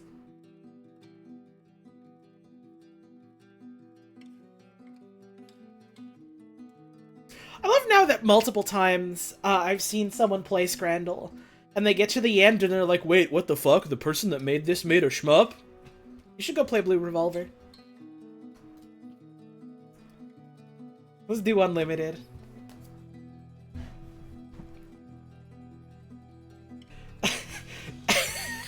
Strong start. Oh. Now listen. The ingredients on their own. Sure. Turkey, bacon, stuffing on a roll.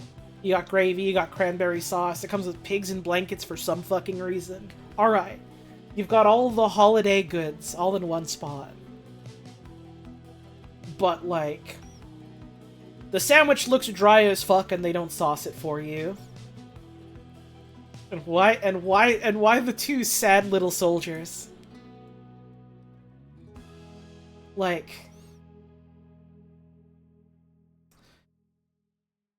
and, like, meanwhile, this poor sausage roll looks greasy and slightly diseased, but I know it hits. Like, I know it hits. Sausage roll. The bits that aren't super thin, I know they're, like, flaky as fuck.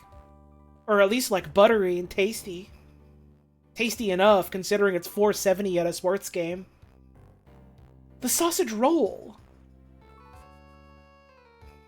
Alright. That was a close one. Buffalo chicken macaroni cheese for $11.50 versus pulled pork sando and chips for $12.50. Price point is basically the same. I feel like I now this is the practice round where I try to understand the brain of the scrandle voter. I feel like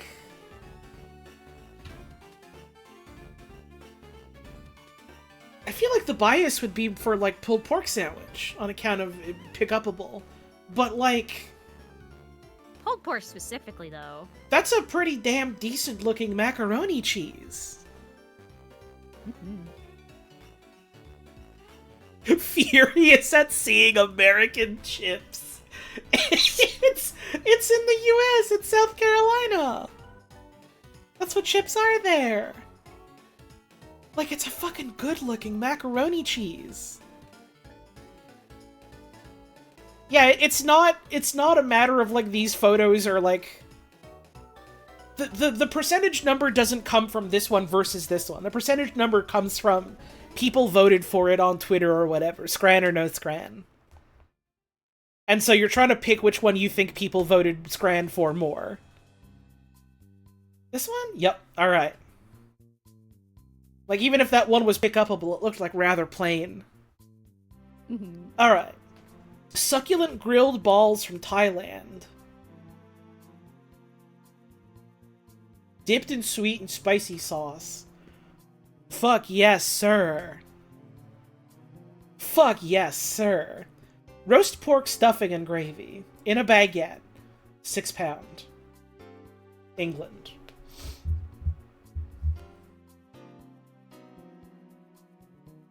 Are the cubes on top the stuffing? I guess so? Hey, what's the equivalent of cents for pounds? I never fucking remember. Is it pence? Is it pence? 20 fucking pence for succulent balls. You'd have to be a fucking idiot not to. That's right. That's fucking right. Alright. New Zealand with the savory Asian pancakes. Asia's pretty fucking big, New Zealand. You're gonna have to be a little more specific. Oh, you know Asian. Gonna have to be a little more specific. Just Asian, you know, just like general Asian.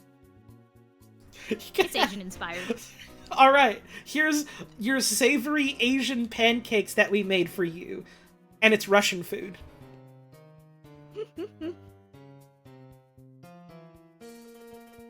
You gotta be particular. Come on now. It's 2023. They look a little whatever, to be honest. Some of Russia is in Asia? I know, that's why I said that. That's the joke. That's why I made the comment that I did. Versus loaded messy fries, $4.50. Damn, okay. People really were fiending for that pancake. Respect. Double Monterey Jack cheeseburger with some fat-looking fucking chips. Some good-looking chips at that. But, like, I know those tomato slices are bland as fuck. I know those tomato slices are like wet cardboard. That shit is mealy. It's got a mealy mouthfeel. Those fries are either dog shit or they're like God's gift to potatoes. No in-betweens. There's only one way to find out. You gotta take a bite. Versus Jaffa Cake Donut. See, I want to bite into that Jaffa Cake donut. I know in my heart the winner's the burger. This motherfucker is going for the full force hand grip, getting chocolate all over their fingers. All over their fingers. It's gonna be brown. Like, goddamn. But, like, the Jaffa Cake donut does sound good. But, like, this is a pretty fucking solid-looking burger. It's gotta be the burger. I know in my soul it's the burger. I feel like both of these are going to be, like, well over 60 or 70%, right? Yep. Oh, yeah, well over.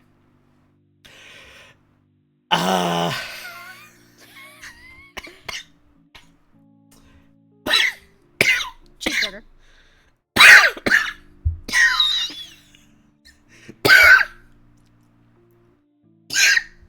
Be strong, my love. I mean, it is cheese and it is burger. What I want to talk about, what I really want to talk about here, slightly out of frame, is the, like, circle of ketchup. The tiny The one little... little poop of it. The tiny little crap of ketchup just in the middle of that bun. One single bird poo's worth of ketchup. And I'm, like, putting aside the fact that I don't like ketchup very much.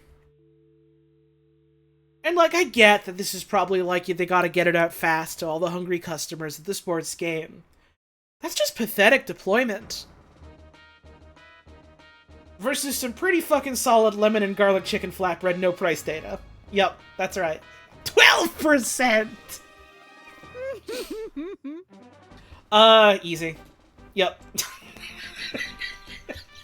Those fries Can't even see the burger on that burger chips. The Holy fries... fuck! The fries straight up looked like they had, like, a dusting of cinnamon sugar on them. Ice cream sandwich. Oh. This is the first time I've seen ice cream sandwich go so literal on the sandwich part. Uh-huh. I can feel the national pride swelling in my heart. This isn't even from Quebec. This is from Vancouver. But, like, goddamn. You became more Quebecois as you said that. Listen. It's happening. It's like when I stopped talking about Boston. Listen. Like, you must understand. As someone born in Quebec, it is my birthright to be a big fucking snob about Poutine. Because there are so many places, even in Quebec, there are so many places that do fucking dog shit Poutine. It looks bad, it's got no sense of togetherness, it's way too fucking expensive. All sorts of reasons why. This is some good looking fucking Poutine. And they even dressed her up a little bit. They gave her some fucking... They gave her a sweet little sundress of green onion. Oh yeah. Like, I'm sorry, ice cream sandwich. I fucking love ice cream. I just want to point out this one is from Slough-town. From fucking Slough-town. This one is from Slough-town. Chicken gyros and chips from Slough-town. Or is that pronounced Slow-town? Either way, pretty funny. Yo, what's good, Synth? How you doing? There's... I have to imagine you are probably hard-pressed to find decent Poutine in the States, yeah. That sounds like a challenge. It's pronounced Slough. Slough-town, okay. Damn. Can we go back in time and change it to Slough-town? That'd be pretty funny. Be pretty good. Like, it's gotta be the fish and macaroni pie, right? Well, no, actually. It does look real good. The chicken looks really good. And the scramblers seem to have a bias for pick up with your hands type food. The chips are whatever. They look kind of plain. But that chicken they at looks least good. got, like, the bits of skin on. That means they're at least being made, like, right fresh. I'm gonna take a gamble here. Yep. All right. The chicken called to me. Decent pepperoni slice versus the Yorkshire pud. This is a tough one. Like, that's a decent looking wet beef, isn't it? Mm-hmm. They got the chunks of veg in there. They got the whole roast potatoes. Not even whole, those are chunks. The chunk roasted potatoes. But, like, this pep got the cups on it. They cooked those peps good. I'm like, that's a pretty... You go ahead. They got the cups. It looks like a nice dough. The cheese isn't too much. Like, especially considering this is £5.50 at a fucking sports place, this is a good-looking pizza slice. Mm-hmm. And again, the pick-upable bias. I have to pick based on what the scrandle voters would pick, not on what I would pick. Damn! What I would have picked would have been right! But hey, 7 out of 10's pretty good. Again. This guy. Hey, hang on. Can we get that focus? This guy in the background looks like he is trying to break through the glass and get to the chimichurri. It needs it badly. It's gotta be the chicken burger, right? Yep. Just woke up on the couch. Hi. Hi. Alright. Here we go. From Le CF Montréal, 2023. We have Poutine. Where are the fries? It's all curds. It's just cheese curds. None of you understand. None of you understand.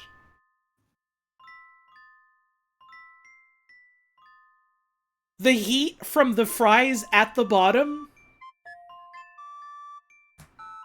and the heat from the gravy on top is double teaming these fucking cheese curds right now.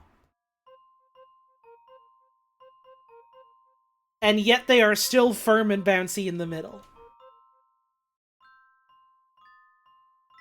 A good poutine has a lot of fucking cheese curds in it.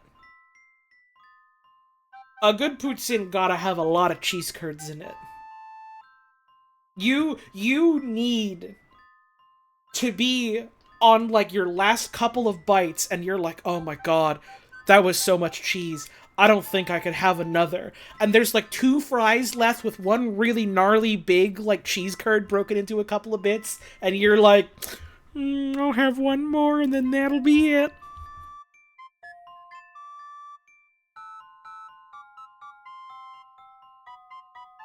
To which you're probably thinking, well, aren't the fries at the bottom, like, getting maybe kind of, like, soft and soggy? Isn't that not ideal?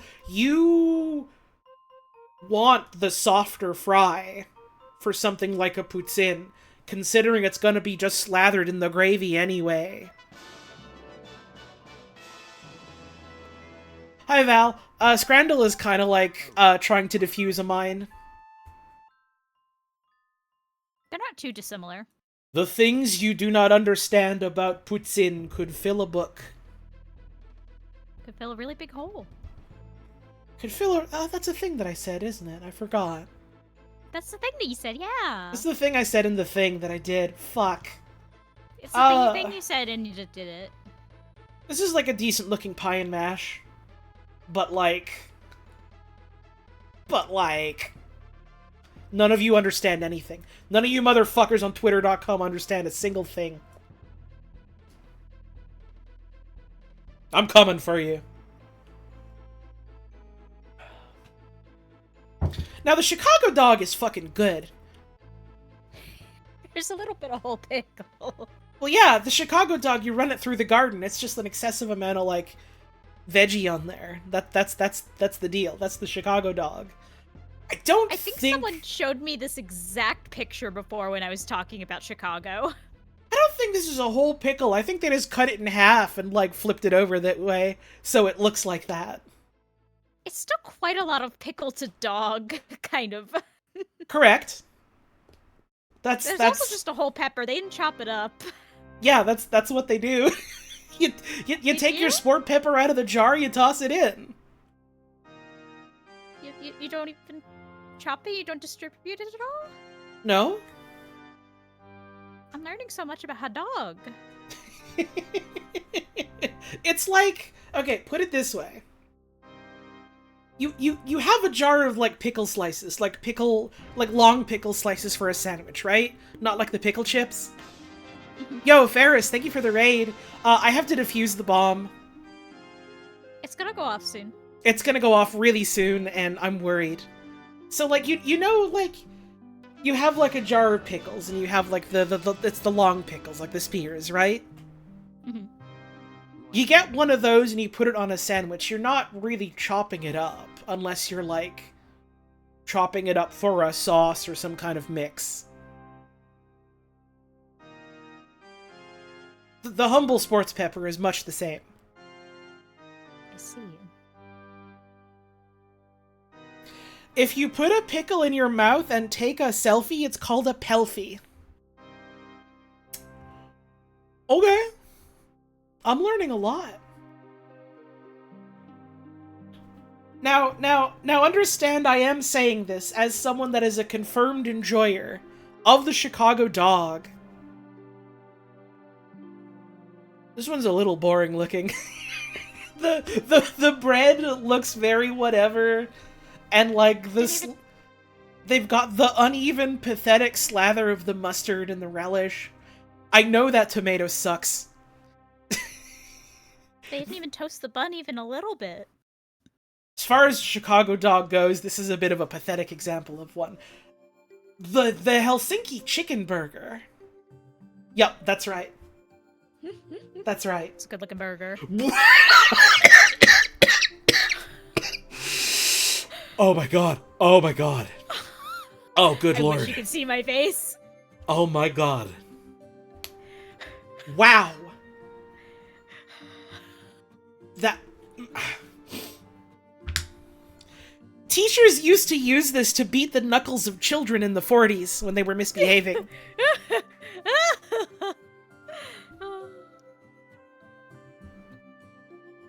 This is... I take logs to a sawmill in RuneScape, and this is what the operator gives me afterwards. Planks from one sausage tree. They should put sausage trees in RuneScape. They will. It's English. Also, yeah, people are pointing out, and I feel the same. That's a pretty good looking pizza. It is a dog-ass looking margarita pizza. That is not a margarita pizza. You must understand, there are many places that will just call a plain cheese pizza a margarita pizza. Why? Why? Because it sounds better than plain pizza or cheese pizza. Not even a sniff of basil, not a lick of little tomatoes. I don't like it, but it's why they do it.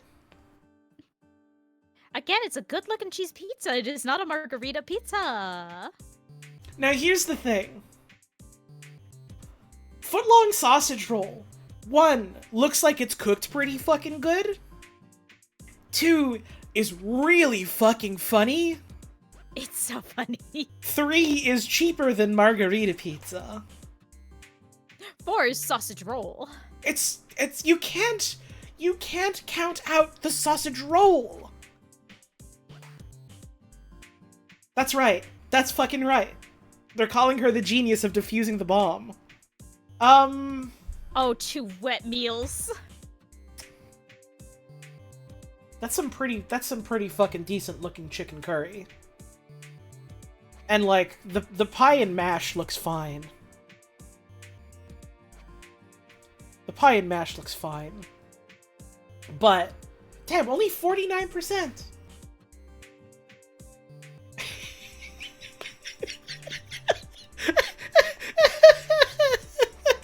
So on our right, we have a succulent chicken. Beautifully applied sauce. Almost designer. That's right, Val. That's a good way of putting that. Designer in its appearance. With, like, fairly pale chips underneath, but of, like, pretty solid length. Dressed to the nines with green onion.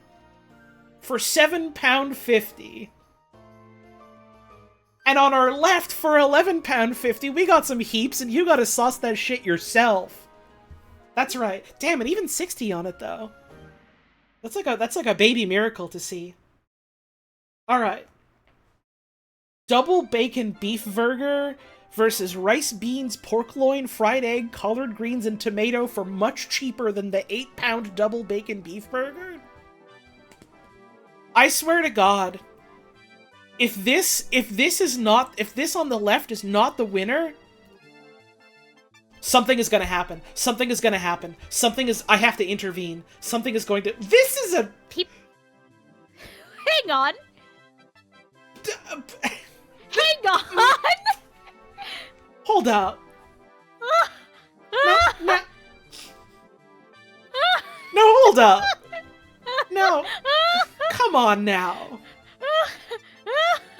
You're asking me to vote on the food, and the food is like a storage cabinet. The food is not here! This is... No. No. Something is wrong in the world if this wins. That's right. That's fucking right. I didn't even read what the chicken goujon was. Alright. Currywurst mit pommes frites. I've always wanted to try currywurst. Like... We gotta get you some currywurst. It's literally just chopped up sausage with like a fucking curry ketchup. God, I want But- those churros right now. The churros do look pretty decent. The churros aren't going to win. I want the churros. They are from England. They are from England, so who knows? They are from England, but I feel like the English usually do pretty good when it comes to like, here is a pastry that's just kind of fried in oil. They do okay, at least, you know? Yeah, but it is the British. And like the succulent cup of poop to go with it. Like... I do want to fuck up those churros real bad. But also it's a dessert on Scrandle, so like... Damn, okay!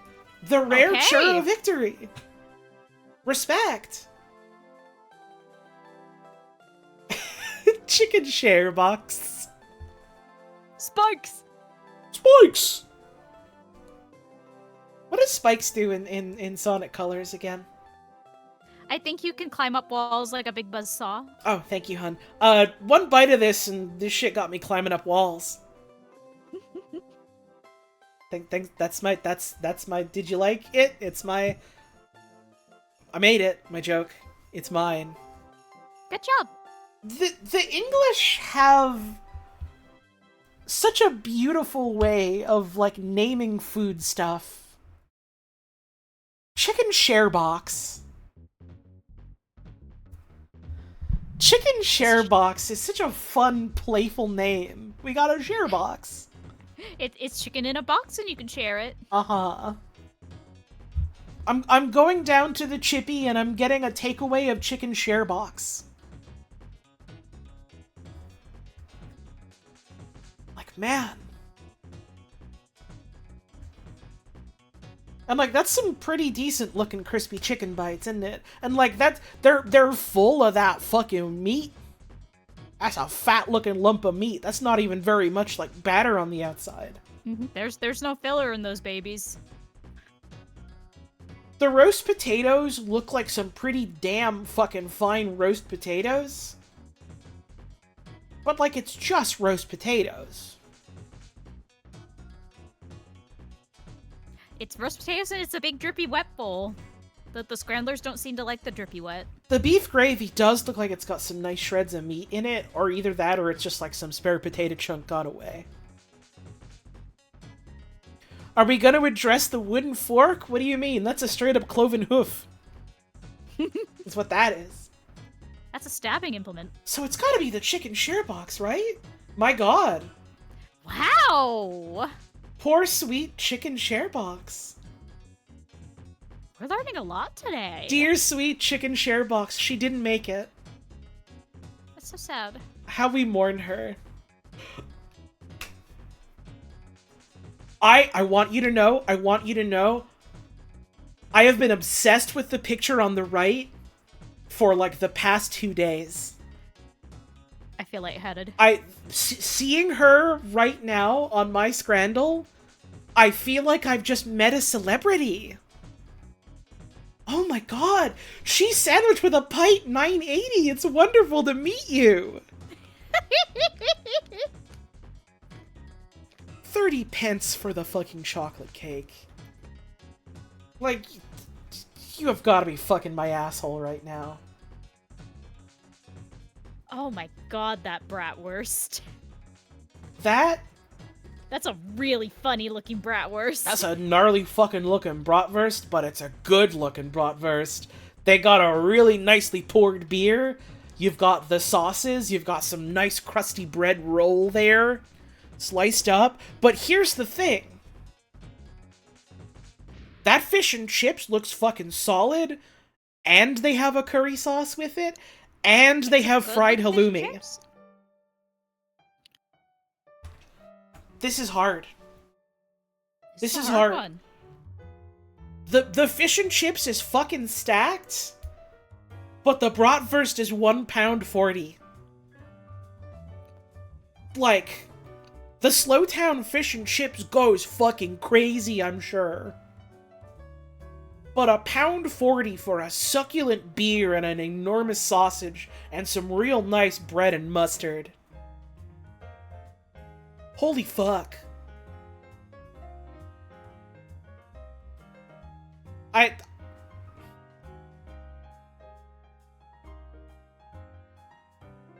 Oh my god, it's got it. Yep, that's right.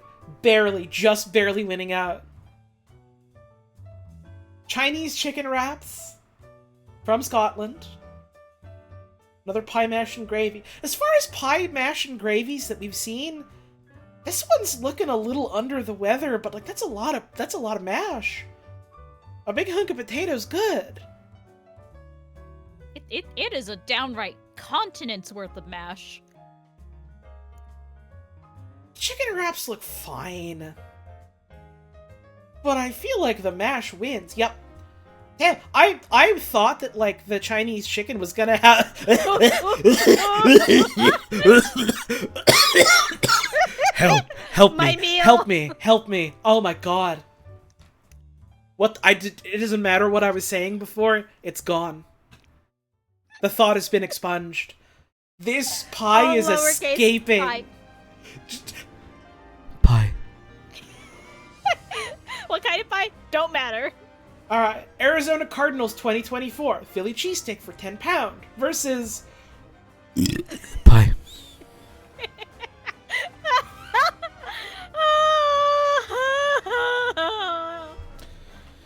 I feel like I'm gonna pass away. Like, there's no way pie wins this, right? I kind of wanted to. I'm rooting for the underdog here. Even going on the it's funny, people might click yes because it's funny value here. There's no way, right? Like, I don't think it's gonna win, but if it does, I'm gonna be quite happy. Yeah, not a chance. If only. We love you, pie. Oh, those Oh. churros look, Here's the thing. They don't look bad. They look quite yummy. The just plop on top of them makes it look quite perverse. Sao Paulo FC 2023 lost No Nut November. Look at him.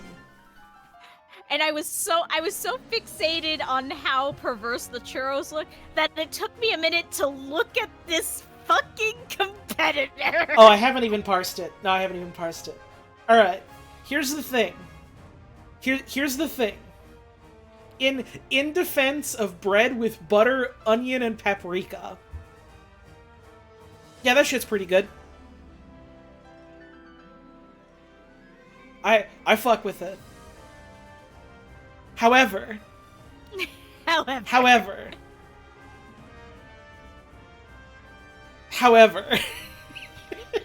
perverse churro wins it. alright. We've got the silly pizza.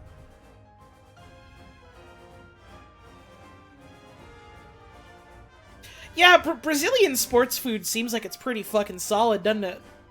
Mm-hmm. Brazil numero uno. The Korean pizza, £4.80. Versus the English hot roast pork and gravy with chips, £7. Oh, this just pile. Looks like some alright looking pork and slathered in like a sauce. I'm sure it's good. But like... I've seen better pork, and I feel like this pork might be a little dry. Just kind of like going off the color on it. But like, is your average scrandle voter thinking about that? Or are they thinking, hunk of meat with sauce on fries, yum yum?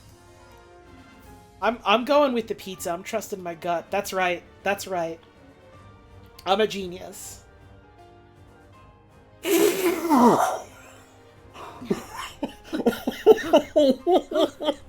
Oh, Toronto, what are you doing? Toronto, how are you going to respond to what you have done? I need to get into soccer so that I can go here and buy this. Someone just called it the Drake of Scran!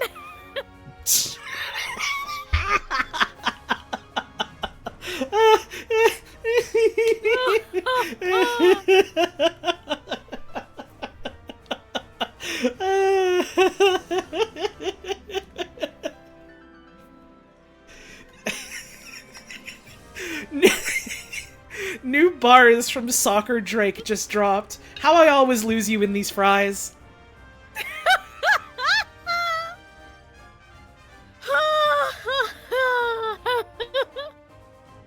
The spaghetti looks like fried. Yeah, like, is it fried? Which I'm not opposed to. But I don't know if the texture of, like, cooked then fried spaghetti noodles is what I want on top of, like, a heap of fries and tomato sauce.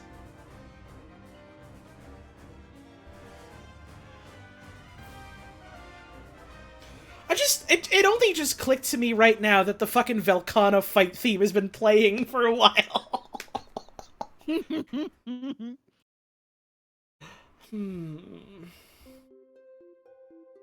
Meanwhile, you've got goat curry loaded fries, which sounds succulent as fuck. Oh.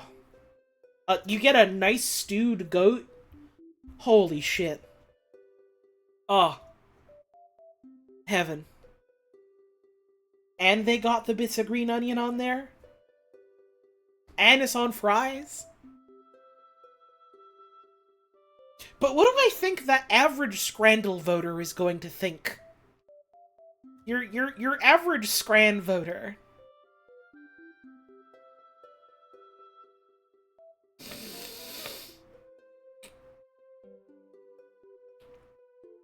Mar, I just want you to know this one's going out to you. And if it's not right, you gotta pay me back somehow. Hooray. The pact is sealed. You have my line. Hit me up.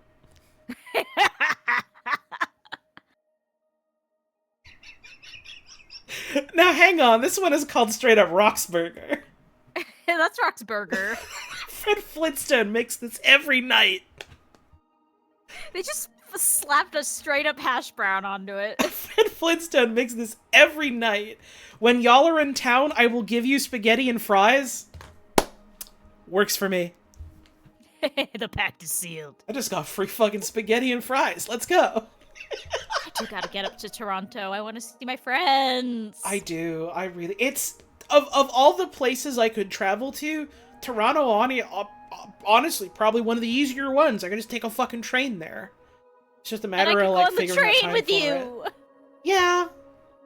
That could be fun. I want to ride a train with you. I like trains.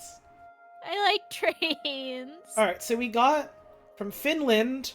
I can't pronounce Finnish. I'm gonna butcher this, and I do encourage all the Finns that are definitely watching this to clap their hands and smile and laugh at me getting it wrong. Makaraparinat. Chopped sausage, curly fries, and what condiments, though? You know, condiments. What condiments, though? Normal ones. Just condiments. Like, I can see there's relish on there. And there's, like, orange sauce. Yeah, you know, we put condiments on that thing. Is it a cheese sauce? Is it, like, a ketchup mixed with, like, a mayo or something? Is it some kind of chili sauce? Because there is also just, like, a straight-up smear of ketchup or something similar over there. What's the orange? What is it? I want to know.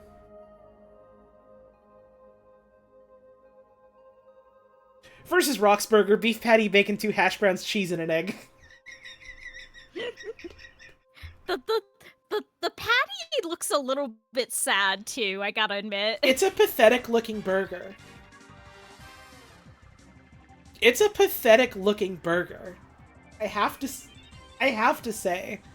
And like, as someone that fucks with egg on a burger, and fucks with like, you put fries or similar potato on a burger, and fucks with a breakfast sandwich, Rock's Burger is really not doing anything at all for me.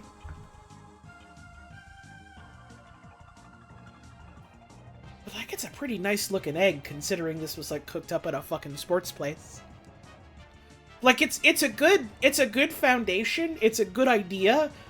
I thought about making this for myself, and I did start drooling a little bit at like almost 1 in the morning, local time. Mm-hmm. But I think it's gotta be succulent sausage. Per Wikipedia, the dish appears in the video game My Summer Car.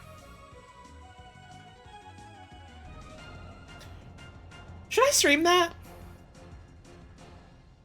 Would y'all want to watch that? Being a fun one. I could see that being a fun one for you to stream.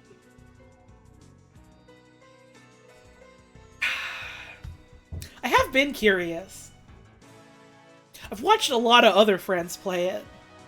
It's a comfort watch for me. I like seeing Here Come the Perverts followed immediately by Hi, Pervert Summoned. I can always count on Val when it comes to car stuff. To be a pervert.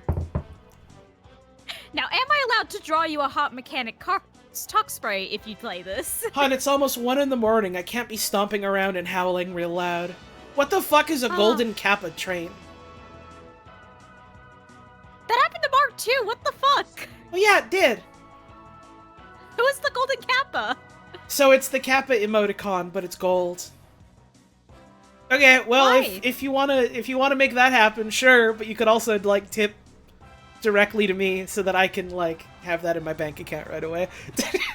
Give me my money, it doesn't matter how. Hey, you can pay me if you want. I didn't like say that at all during the stream. But okay, the ad break is over. What did you miss? I might stream My Summer Car at some point.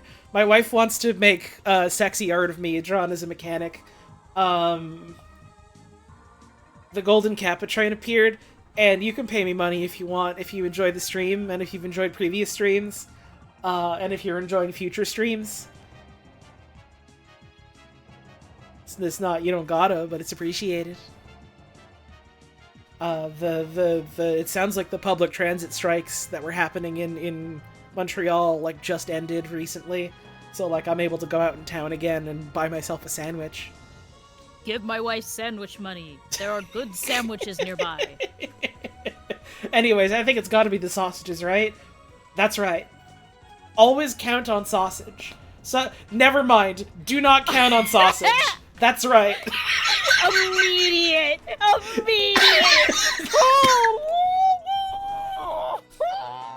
Now on our left, we have a picturesque torta. Like, that is such a perfect, succulent sandwich of beef and vegetables. And on our right, we have soup that a baby threw up on. I had to cover my eyes. I couldn't look directly at it. I was hyperventilating. And again, you have to understand, I'm the pie and mash enjoyer. I'm the pie and gravy with mushy peas defender. But man, that was not a good one. That was not a good looking one at all. No. Oh no. It's 1 in the morning. I shouldn't stay up too late, but I still got some gas in the tank, so I'll keep going for a little bit. A little bit more. Fuck it, I haven't streamed in a while. I want to ride it out while I can, you know? I'm having fun.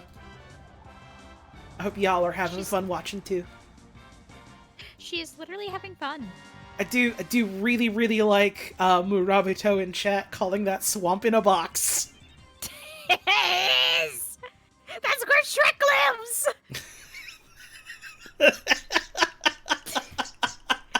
Don't tell my sister. Oh shit, 84 magic? Nice job, Osk. I did fucking 81 woodcutting today, and I was happy about it. Dang. I wanna get to 90 woodcutting because there's a bunch of new trees coming with sailing this coming week. But also if I get to 90 wood cutting, I can cut down redwoods, and then I can go back to Shades of Morton, and I can get a fucking prayer outfit so that I can throw chips and wine at God and get my prayer up. Better. Holy shit, 84 whole smiles? Damn, that's a big number. It's gotta be like a record. The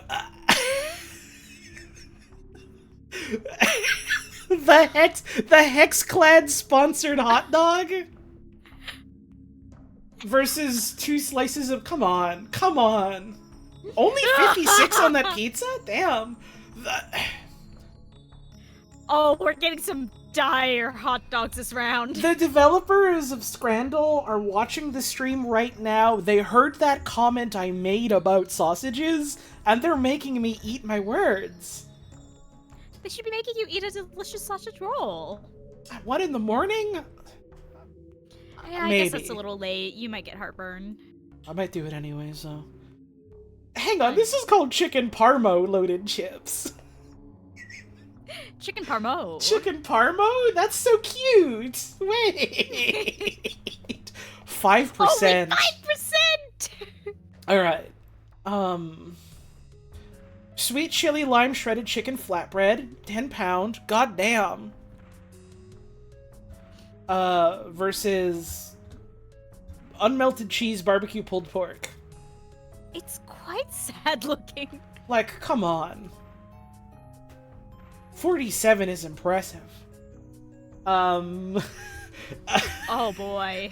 Oh boy. Remember what we said earlier about the Brazilian food looking so top-notch? The devs can hear us! Well, I mean, those sausages look good at least. 14 pound for that double cheeseburger, though. That's so much fucking cheeseburger. 14 pound? It's a pretty fucking big cheeseburger, isn't it? Brazilians don't quite have a handle on pizza yet? That's not true. I've seen Bate Papa. They know what they're doing. They've got it figured out. The rest of us gotta catch up.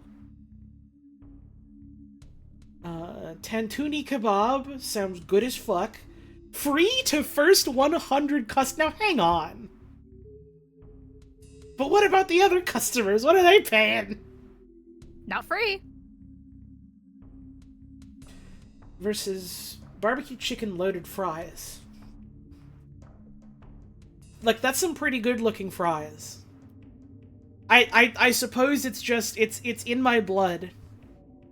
As the Quebecois, when I see a load of fries with some sauce and some other shit on top of them, I'm like, it's pretty good, lah. But that's a I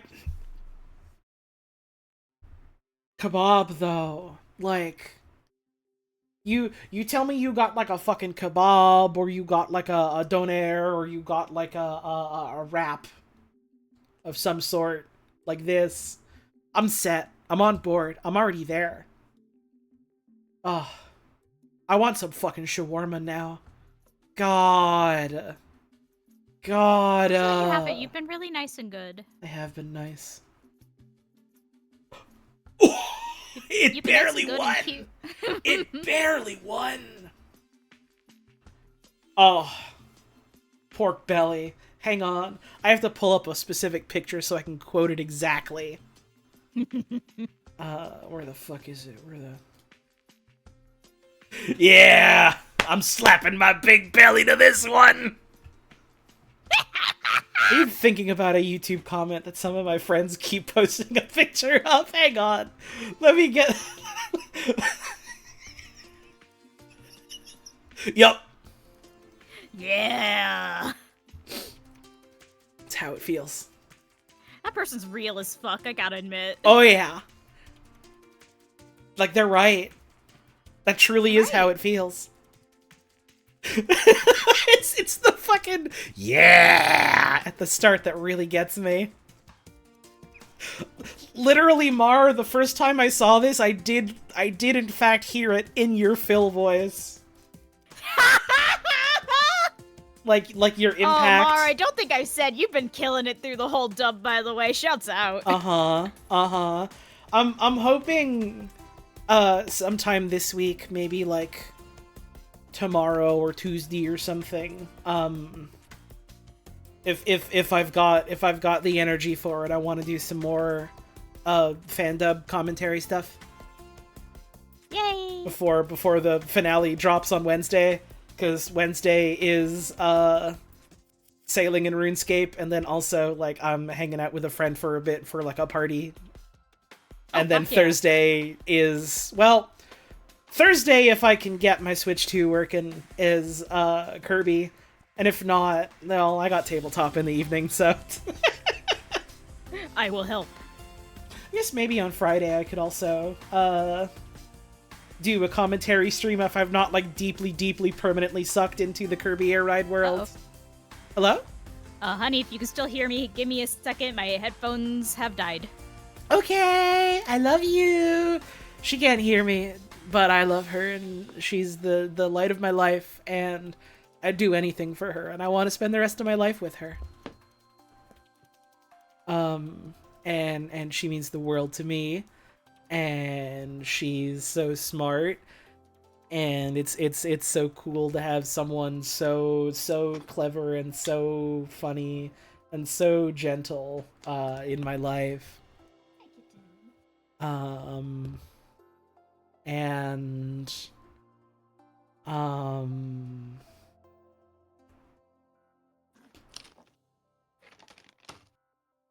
the headphones working yet? No. What else can I say? She's very pretty, and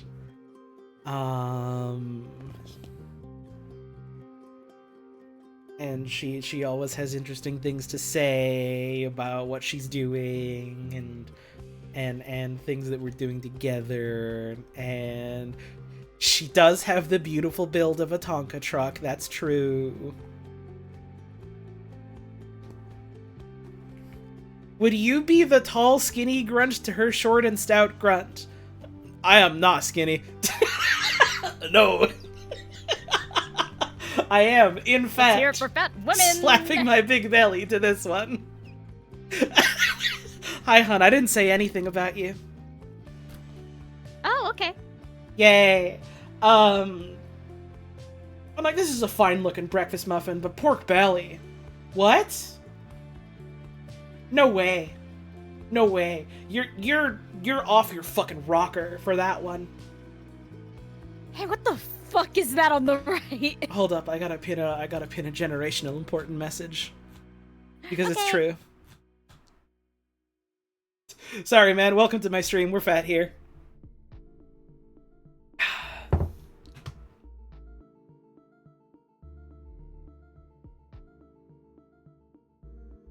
Oh. Oh, yeah, huh? Oh. What are we looking at here? Oh.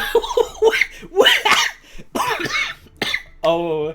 And the lighting is doing it no favors, huh? Not even a... Where was this photograph? Why is it in some sort of, like, weird corporate gray box? It looks like it is in a hospital cafeteria. But here's the thing. It's a jacket potato topped with chicken curry. Allegedly. What do you mean allegedly? Just look at it. There's chicken and it's in a curry-colored sauce. I suppose. Also available chili and cheese beans. Like... You got chunks of chicken in a curry with peas. The peas are important. That's good. That shit's good. But, like, this is picturesque steak and chips with halloumi and coleslaw. That's a good-looking coleslaw. Presentation wins. That is what do you mean cheese pizza? Oh, you know that has no flavor. That's...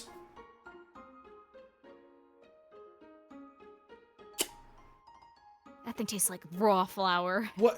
I'm trying to think of the words I want to use to describe this.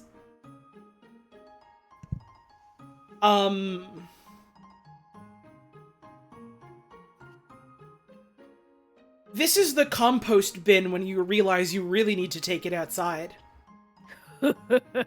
That's how I would describe the cheese.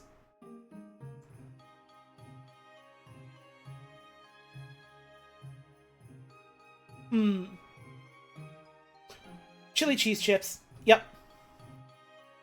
Only 52. I guess the cheese was kind of pathetic looking. Alright. Alright. From Japan. We got octopus balls and long chips. Oh, this is great music for this. This is pretty solid looking chicken. This is great looking chicken. I'm sure the flatbread is good. It's got a nice white sauce on it. You got your veggies in there. Those are crucial. You need those for a sandwich, especially if it's like like you have like a chicken like this, like coated in spices, cooked this way. You gotta have your veggies with it. It is really crucial. But we got those long chips. Buddy, we got those long chips. I really like the chicken flatbread because it looks like the fork was thrown into it as if it were a spear. Thrust into it violently and forcefully to fend off the invading long chips. No price data for the chicken flatbread. But, like, that's some pretty good-looking takoyaki, and they got those long chips. Long chips. Does Canada call them fries or chips? They're fries, but it says chips here, so I'm calling them chips. If you go to Quebec, it's les frites.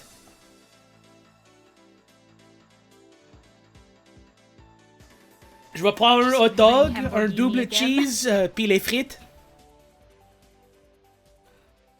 Aussi, je vais prendre un Coke. Vous n'avez pas de Coke? Si, ok, je vais prendre un Pepsi. Puis aussi, je vais prendre un May West. Lamborghini. C'est combien de piastres? C'est 5 $? C'est trop, ça! You really liked Lamborghini, didn't you? Up here in the Hollywood Hills. I learned recently about Dick Ann's, which I've definitely seen before and heard of in passing, and I assumed it was just like an American chain that had like somehow come up here. No. Dick Ann's is like a Quebec exclusive. It's a Montreal exclusive. And the gimmick of Dick Ann's is the way they prep their burger is so you know a smash burger, yes? You know a smash burger is like pressed thin so that it gets like a bunch of like crispy edges around it and it also cooks faster. Mm-hmm. The Dick Ann's burger is smashed thinner. It is astoundingly paper thin to cook really, really, really fast. They also press the buns super flat to the point where multiple people, including my wife, who have never heard of Dick Ann's, get shown a picture of a Dick Ann's burger and they respond, "Why is it on pancakes?"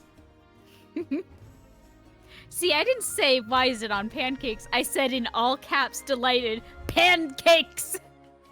Basically. And they use Swiss cheese instead of like a typical American burger cheese. And they have like some kind of special sauce on it, which is not your typical mayo burger special sauce. It's like almost like a meat gravy that's like spicy. How much can you do to a burger before an American doesn't recognize it as a burger? Here's the thing, Frankie. Here's the thing. The Dick in Dick Ann's was a guy from Utica. He developed this recipe in the United States and then went, "All right, I'm taking this with me to my hot wife that lives in Montreal. My hot jazz musician wife that lives in Montreal that I met because she came down to the States. And we're opening a burger chain with this recipe. Picture. Pardon? I'm getting Frankie a Dick Ann's picture. Awesome. He saw the writing on the wall. He got the fuck out of the States in the 40s. And he made burgers up here. And, like, it looks like a good fucking burger. And I had no idea it was like this until, like, a day or two ago. I want it. You'll never guess what Frankie said about this. What'd he say? Pancake. I told you. I fucking told you. With gravy. It looks like it's a pancake and gravy, don't it? And here's what's something really funny about Dick Ann's. So they have a Poutine, which, yeah, it's a Quebec fast food place that does fries. They're gonna do a Poutine. Their Poutine uses, like, their sauce instead of, like, a normal brown gravy. They don't do cheese curds. Fascinating. Shredded mozzarella. They used to do a fucking, like, normal-ass Poutine with cheese curds. Barely anyone bought it. And I need to stress, this place has been a Quebec landmark since the 40s. And yet the fucking weird as fuck Poutine is the one that the people wanted.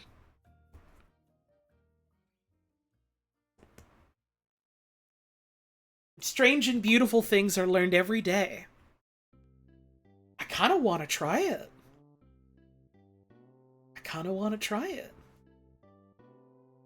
You are going to Dick Ann's next year during your trip to Otakuthon. Straight up.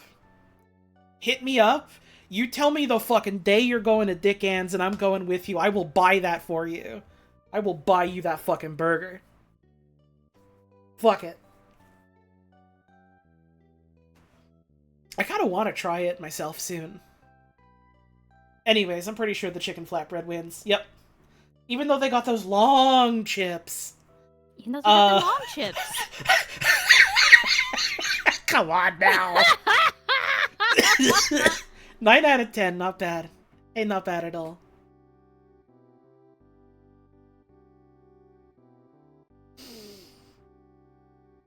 That's a lot of onions on that hot dog. I kind of fuck with it. Hang on. Now this is. Oh, these are two fucking images. This is an excessive pie barm. Like. No, okay, no, sorry, hang on. Let's read this carefully. Bombay sandwich. Balti pie. Alright, I'm following. And a samosa. Excessive, but I'm following. With mind sauce. With mind and chili sauce. The fucking mental marvel is making the sauce. Bro, we got that brain sauce. We got mind sauce. I kind of get the pie barm, in theory. It's not for me, but I get it. Pie barm that also has a samosa on top is like, come on now. You've taken what is, like, fucking North Englishman working man's food, and you've turned it into something that I'm imagining a fucking baron is eating on top of his throne. But it's £6.80 for this hot dog. But it's £6.80 for this hot dog. I think the hot dog takes it? Yep. All the individual ingredients of that don't sound bad, but alright. We got another fucking this is a solid looking poutine. They got that nice mix of the cheese curds in with everything else. £7. They tend to upcharge a little bit, especially at sports places with something like this. That's solid. That's looking good. It's from CF Montreal, of course. Of course, they'd get it right here. Versus pound 50 minty peas in a cup. And like, I like peas. I like mushy peas. I like a minty mushy pea. Sure, that tastes good. I get it. Just this? Baby food. Just this? Come on now. What do you mean 48%? I need to find everyone that, like, votes on these Scrand posts. I need to give them a stern fucking talking to. I don't know if the sound of me cracking my knuckles came through at all. It did. Unidentified Scrand no price data. What is it? Unidentified Scran. What is this? Does anyone know what this is? We can't figure out what this is. We're all trying to figure out what this could be. We can't tell. We don't know. We're amazed that someone put this in their mouth. It might not have been safe. It might not have been food. How could they have known? Oh my god. Like, it's like brown and kind of chunky. Like, that could be some kind of industrial compound. Someone could be, like, making them eat straight dirt. That's not good. Oh my god. Like, I straight up feel sick. I feel slick to my fucking griddle, dude. My stummy hurt. And on the right, we got the chicken share box. Wait, hold up. 2 burgers, 2 pies, chicken strips, cheese bites, mozzarella sticks, 2 drinks, and a program? I guess they mean like a program telling you what the events are at the stadium or the event or whatever. No, and you have to eat it. And not like a fucking floppy disk for your Commodore 64. It's a floppy disk and you have to eat it. £20 for all of that fucking food for multiple people. Versus we don't know what it is. It's gotta be this, right? We don't know what that is. I don't know. I don't fucking know. Oh, what happened to this cheeseburger? A succulent red sausage on a roll versus the cheese burner. Versus the trunk hole baguette. We slap this on the grill, you're gonna make a great pork shoulder. I'm like very, very proud of Cheese Burner. I just want it to be known. Like, come on now. 21%! You need to be serious. You need to be more honest with yourself in general right now. That sausage is escaping! It is running away, but I kind of respect the hustle. Why did you make such a small bun? They probably just used the normal buns that they had for other stuff. It's so small, it's only a little of mustard. Oh, hang on. I love this fucking song. I want to play it again from the start. Ugh. Fez soundtrack. I love you. I love you, Fez soundtrack. Such a beautiful song. Tenty kebab look fucking good as fuck. That's right. But, like, that also looks like a good sausage, even if the bun is comical. Oh, steak and black pudding pie. Okay. I was about to say I don't fuck with steak and kidney pie, but that's not kidney pie, it's black pudding. I've never had black pudding. That burger is glistening wet. There's a culture of putting giant sausages on small bun in Germany. Oh, okay. That makes sense. That does track. I mean, the main appeal is the sausage, and then you've got, you know, some bread to go with it. Kind of just to hold it as well. Sure, I get it. It's funny to look at, though. The burger look wet as fuck on the outside, but otherwise it looks fine. And the chips look fine. £8. That is a really small steak, and that's a really small pie. Like, look at the hand. It's so tiny. That's a pie even I could hold. But it is £2.20. So, like, I guess for that price point, sure, it could be a little tart. I feel like burger wins out because it's burger on Scran, right? Yep. 90% is kind of surprising given that. Oh, fuck me. Oh, come on. That's right. That's fucking right. We got the chashu bun? No way. That is the palest hot dog I've ever seen in my life. I mean, it is French.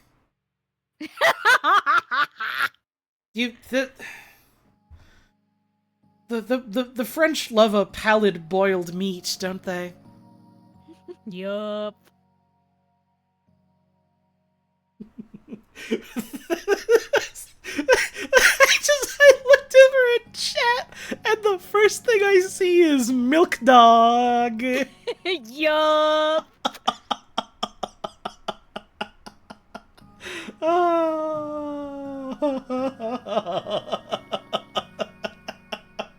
Come on, it's chicken and chips. That's right. 9% on that pale dog.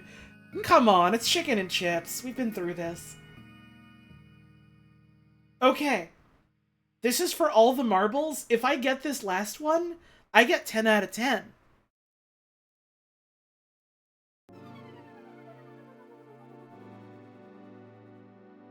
Like...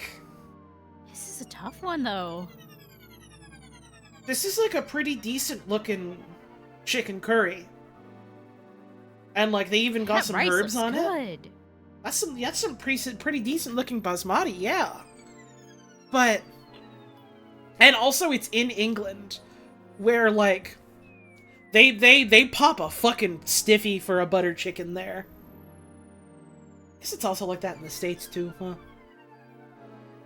But that's some pretty primo looking currywurst, isn't it? Like, they've even got it with, like, the fucking Weisswurst. They got the white sausage. And it's, like, on top of the fries all pretty. And they got, like, the fucking veggies on the side there. This is they're making me work for my fucking 10 out of 10 here, and I respect it, but I'm fucked. Like, goddamn. Goddamn.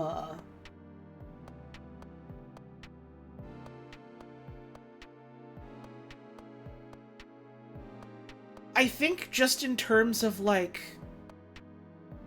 sports food, the curryverse takes it, right? Oh, well, it was... Which means, of course, you can never have. It was a hard-fought scrandle, I'll give him that. Oh, well. Can't blame a bitch for trying.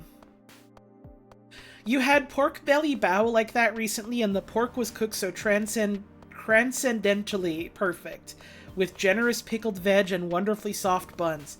Fuck. God, that sounds good. I don't remember if I mentioned in the last time I streamed, I tried soup dumplings for the first time recently. I tried xiaolong bao. Holy fuck, I get it. I understand now. It was the sort of thing where I was like, yeah, I get the theory of it, but I don't know if it'll, like, really, really appeal to me. And then I, like, went with my sister and her hubby to, I guess it was, like, a chain that's, like, not too far from us. Did you get the little divot for the black vinegar? Yep. Oh, yeah. I put the black vinegar on there and the chili crisp. Oh, fuck yeah.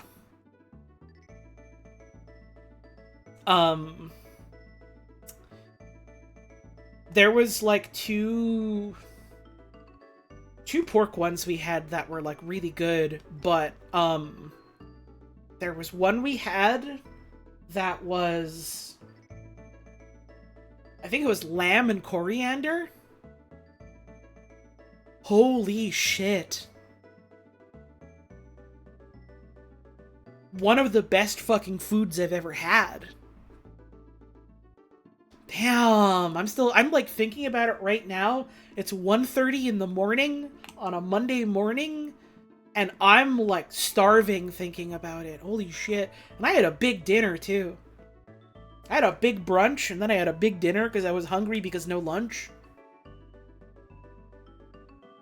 Like, I'm fucking satiated, and I'm thinking about that, and I'm like, oh, fuck, I could have like 12 bites of that. Oh.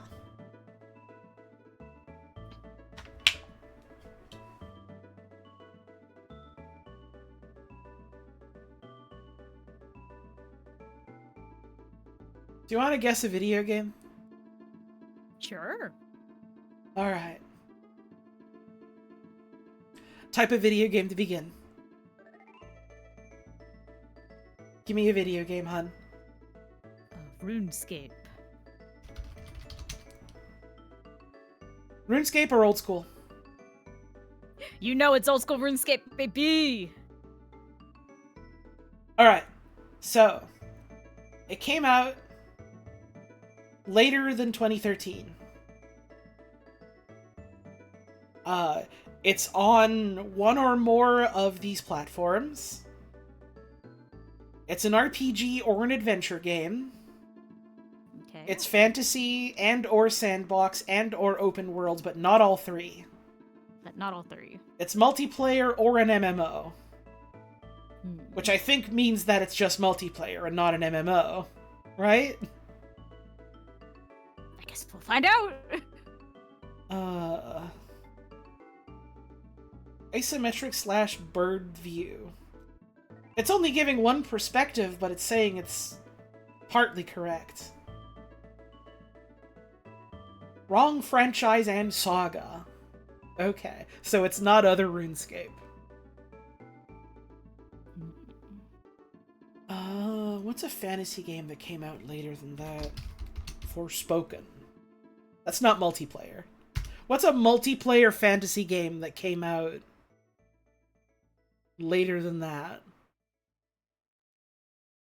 What's the one that's that gacha game that people like, but it's like an actual game and not just roulette, but also still gacha?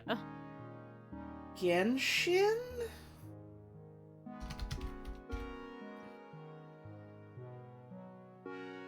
Well, you got the year right.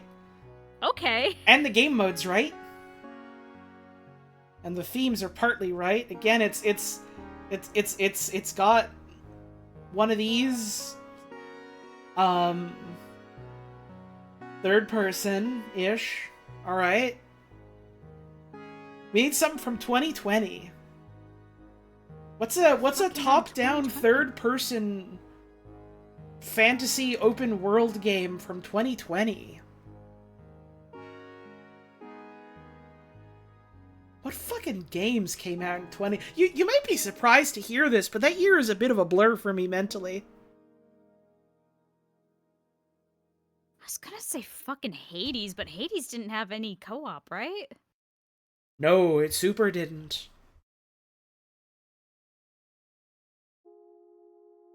Hades has always been a single player. It's not fucking Animal Crossing. There's no way it's Animal Crossing. Maybe it's Sky? There's no way it's Animal Crossing New Horizons. Because it's on Yeah, it can't be because Switch. it's not on any of those platforms. Yeah.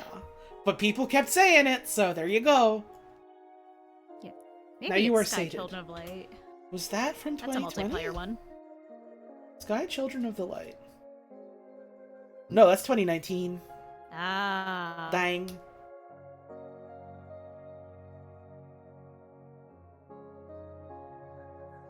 Oh, wait! It's not fantasy. It's not a fantasy game. Okay. Because we just have fantasy on its own, and alright, that's... How they put a picture of a fucking baby on Animal Crossing. That's hilarious. for kids.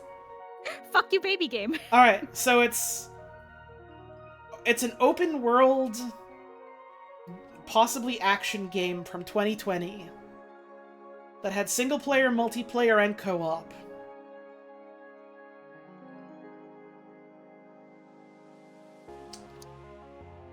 What open world games had like multiplayer and co-op in 2020? I don't really admittedly pay a lot of attention to open world game stuff.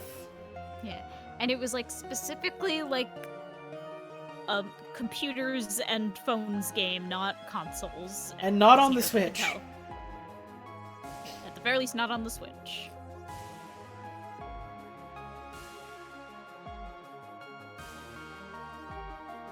Do they have Minecraft updates separate? No fucking way they do that. No, they super don't.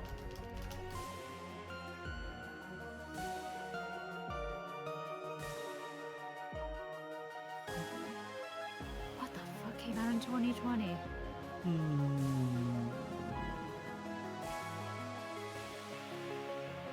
Also, I guess it's a simulator according to the Animal Crossing guess.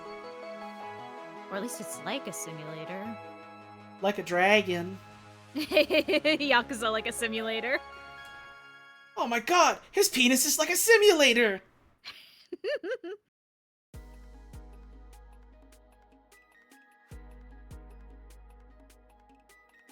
I am struggling to remember what games came out in 2020. What was I fucking playing in 2020? I played so many games in 2020, but nothing similar to this, and also not many that had come out that year. Played Picross. I played Picross, I played Animals Crossing, I played Luigi's Mansion 3 again. I Luigi played in a damn Going mansion. Under. That's funny, Going Under music is playing right now. No kidding. I can't hear the music, so I had no way of knowing. I just like thinking about Going Under. I don't think Monster Hunter Iceborne was 2020.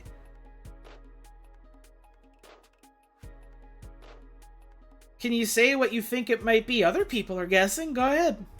Fuck it. We're crowdsourcing this shit. I got no pride on the line here. Watch Dogs Legion. Did that have multiplayer co-op?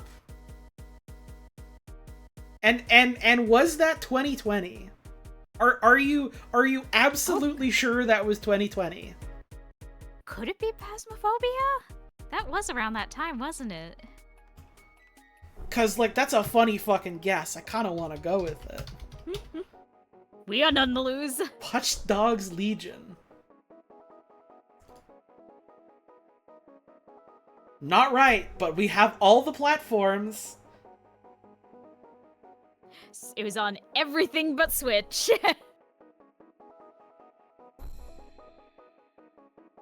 Damn.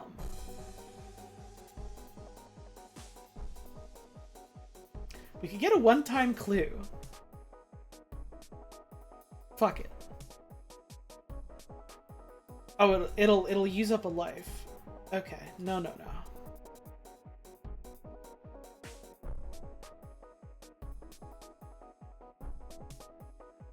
I don't think it's first person because it's got like third person and isometric as our yellow options. Our kind ofs. Our partial answers.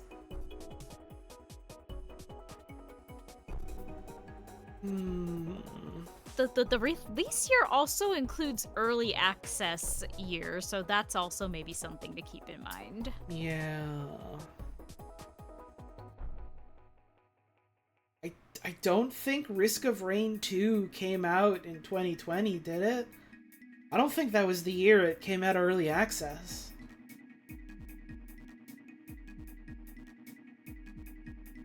Also, isn't Risk of Rain 2 on the Switch?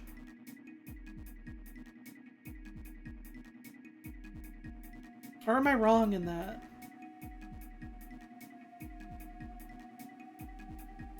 It's on the Switch, Pretty okay. sure it is, yeah. I think I remember seeing the direct talking about it coming out. I really just want to pin this message with no context because something about it is charming me so much. I'm so delighted by it, thank you. Well, guys, it's on Switch, isn't it? Mordhau is third person, but I have a bit of a feeling that they're considering like a Knights game to be fantasy, even if it's not actually strictly fantasy. But I don't actually know that with confidence. What the fuck came Minecraft Dungeons is 100% a fantasy game. And also, I think, on the Switch. Also, yeah, Mord has not open world.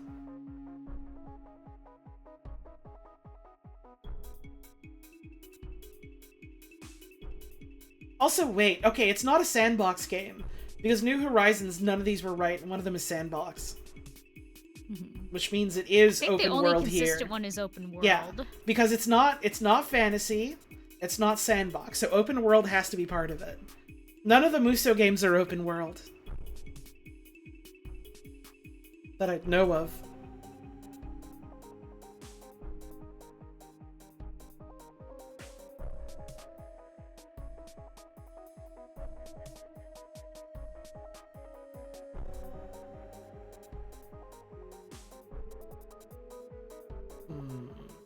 The most recent one was not one that was coming out in 2020, I don't think. And also, they're probably considered fantasy to some degree, I would think. Or no. Well, it depends which one. If we're talking like Dynasty Warriors, maybe not. That'd be like more of a historical thing. Maybe. I don't know. I'm not sure what it's considering fantasy on here specifically.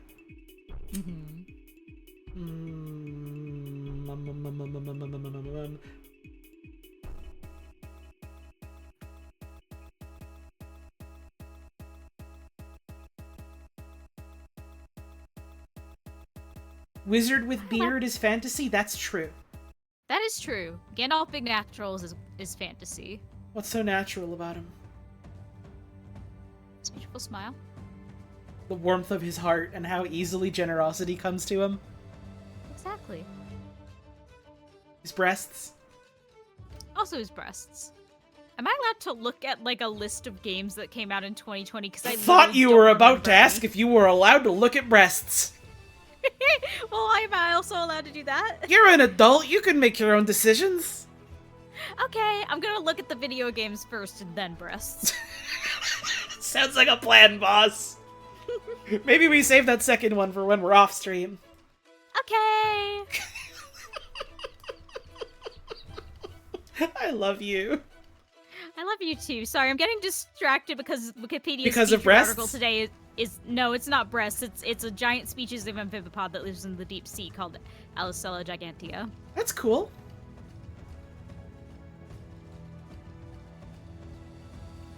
Aca gigantea is considered cosmopolitan. You gotta be looking up boobs or 2020 video games, hun. Oh yeah. Video games release. It tried to autocomplete to list of video games notable for negative reception. Oh yeah. That's a list that I saved as possibly interesting to stream and talk about. It's Pikachu. I agree. I like poked through that list a bit and it was interesting, and it was very funny that like either the first one or one of the first ones was fucking Custer's Revenge. Maybe one of the earliest examples of like hateful, abysmal dog shit in the video game sphere. What the fuck you mean both the Xbox Series X and PlayStation 5 came out in 2020? Huh.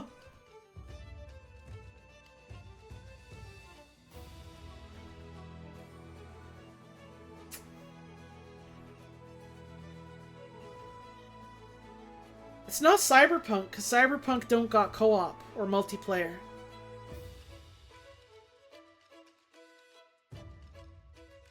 I don't think Ghost of Tsushima was on Xbox. That was a PlayStation one, wasn't it? Unless it got released to that later? But we're, Nope. No, because we're 2020, 2010, 2020, Ben 10. Wait. Hi. I got excited because I remembered that was one of the Spider-Man games, but I don't think that had multiplayer. And it also wasn't on Xbox.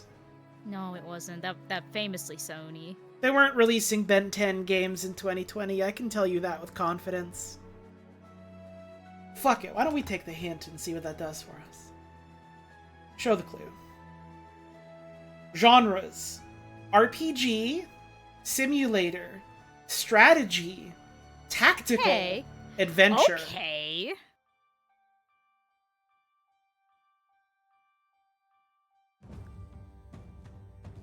Tactical strategy game. What tactical strategy games were coming out? Third person and isometric.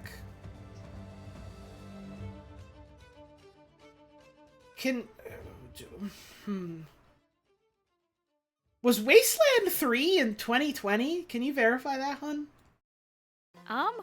Sure. Wasteland 3. It was in 2020. Holy fuck. It was on Xbox and PlayStation and Window. Holy fuck. If this is it, Senna coming in big with the wisdom. Damn! But it was a good fucking guess. It was also on Mac and Linux, and that's why it's wrong. Oh, good fucking guess, though.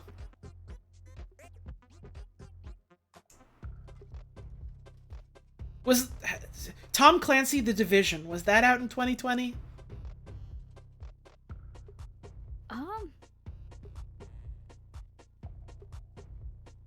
The Division. 2016. Fuck. What about the second one? Tom Clancy, The Division 2. 2019. Sorry. Bro, I can't win shit today. Not even Minesweeper. Which of course means I can never have. She can never have. What is the cowboy hat under theme? It's Western.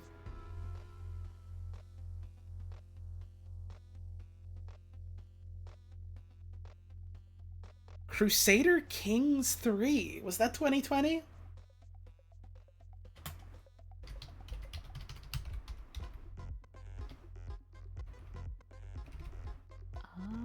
Yes, it was.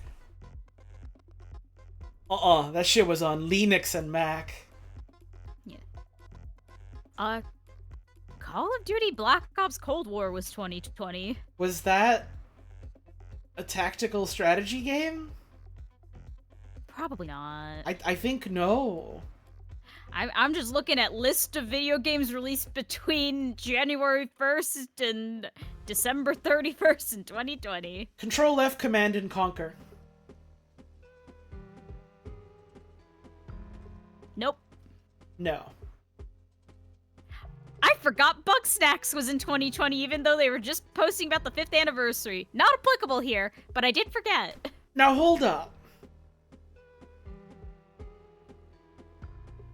You can't. Simulator, sure. You're simulating some kind of unethical feeding people thing going on. Tactical, yes. Strategy, yes. Role-playing game for Bug Snacks? I said it wasn't it! No, it just wouldn't work, hon. I'm sorry. I said it won't. It was a brave effort, but I simply don't think it will fit. I said it won't own it. You said it won't own it? I said it won't own it. I said it won't own it. I really like that one. I really like that one. Historical. Hold up. Did Humankind come out in 2020? Let's control F. Human. Not coming up on the list I have, at least. What was the name of the game where you, like, played as monkeys evolved into man? That wasn't Humankind, was it? Is that Ancestors? The fuck was that shit called? Sprout played it at one point. Ancestors: The Humankind Story.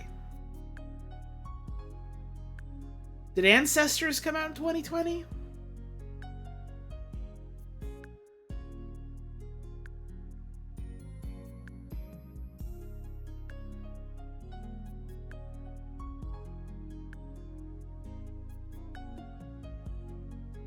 Is that a 2020 game? Can you verify that, hon? 2019, I'm getting. Fuck. Damn. It's also the Humankind Odyssey, not the Humankind Story. Fuck. I'm in deep shit. I'm in trouble now. I'm fucked for death. What could it be?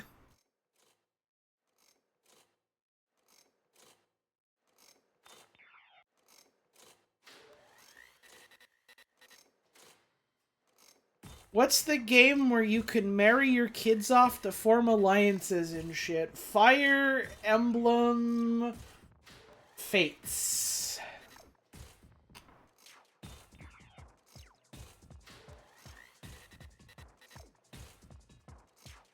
Would we not count that as fantasy, though? And that game was super not out in 2020. Oh.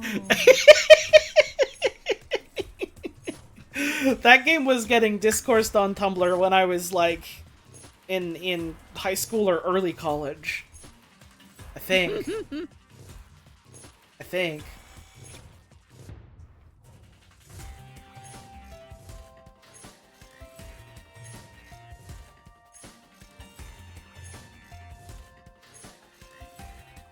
I don't think any other video games came out in 2020, honestly. Hang on. Okay. Is Star Wars Squadrons a strategy game? I don't know what that is at all. It came out in 2020. Oh, the Star War would have been a dream.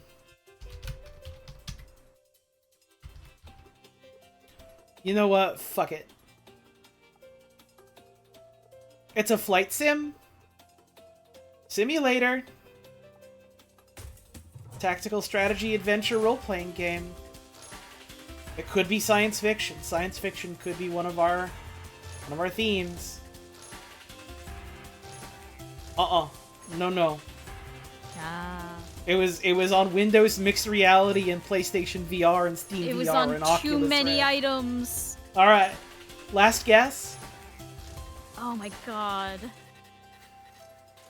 What Mount and Blade games came out? Is Mount and Blade fantasy?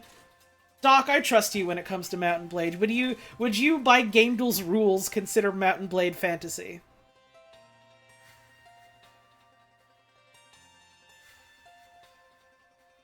Or is it historical?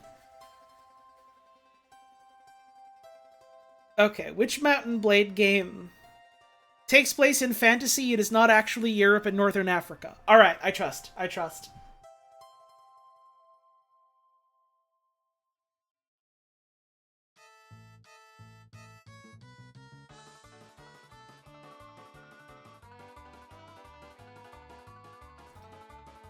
Pick any fucking game that came out in 2020, otherwise I'm just gonna guess Root Beer Tapper.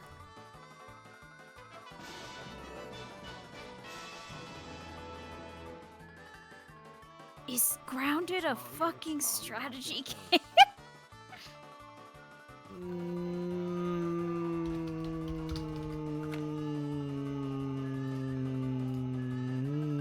It was Mountain Blade 2 Bannerlord. Oh! How could we possibly have not guessed that?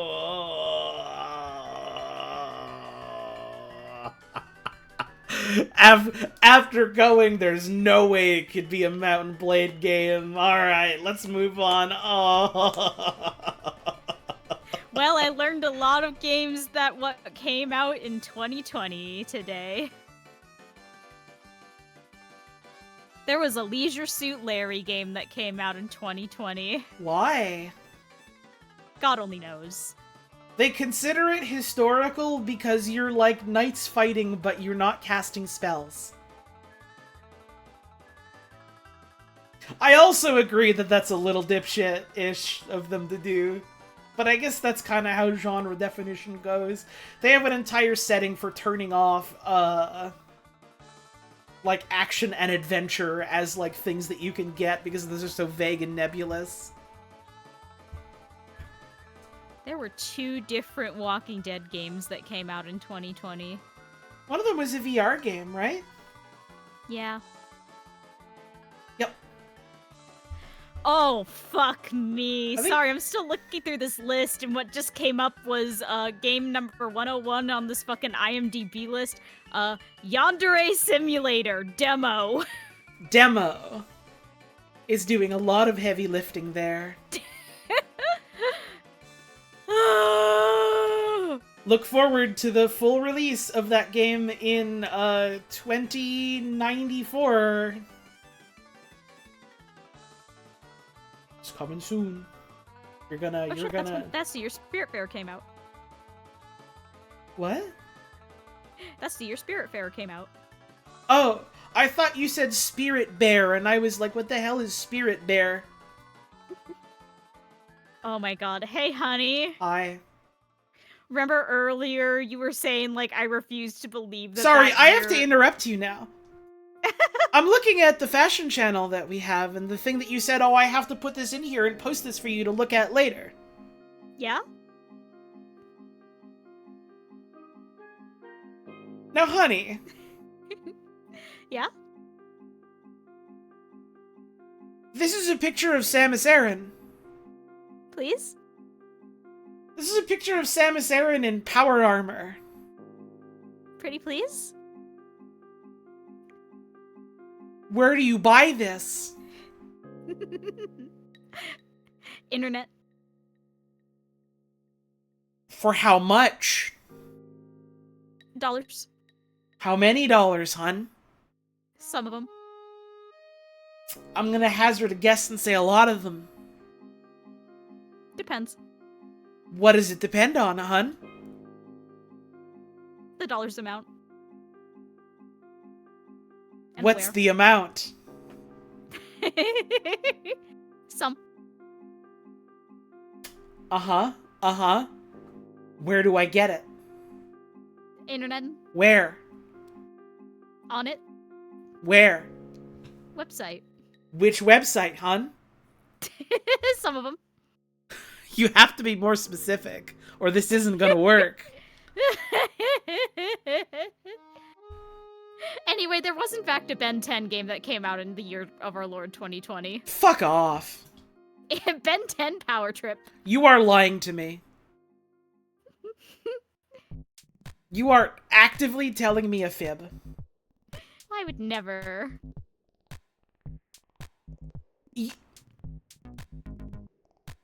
Are you sure? I just sent you a link to it on my IMDb.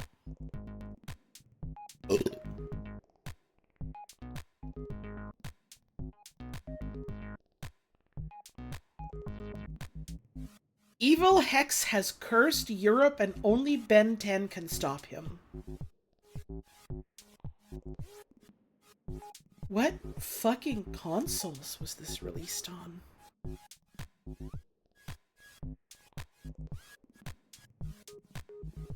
Europe was cursed. They cursed Europe in this one.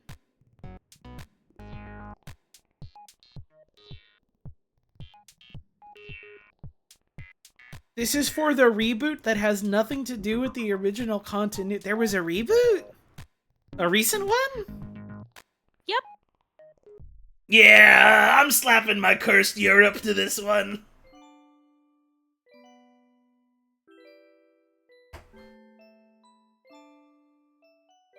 This is a good time as any to end the stream. It is quite late for you. Sure goddamn is. It's like 2 in the morning.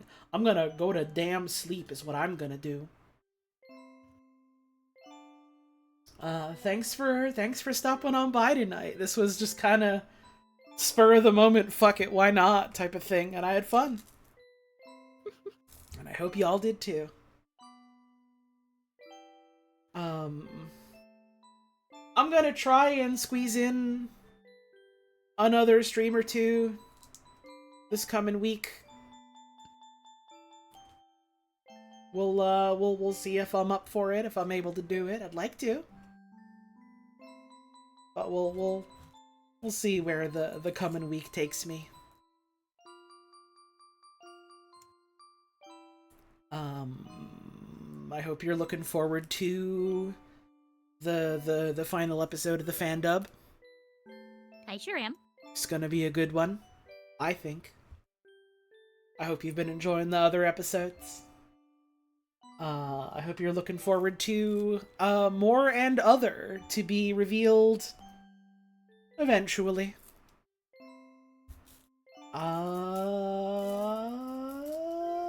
That's about it. I had a nice time, and I hope you did too. Have a wonderful rest of your night. Thanks for stopping on by. Make sure you're taking care of yourselves and taking care of the folks around you. And I hope we see you again soon.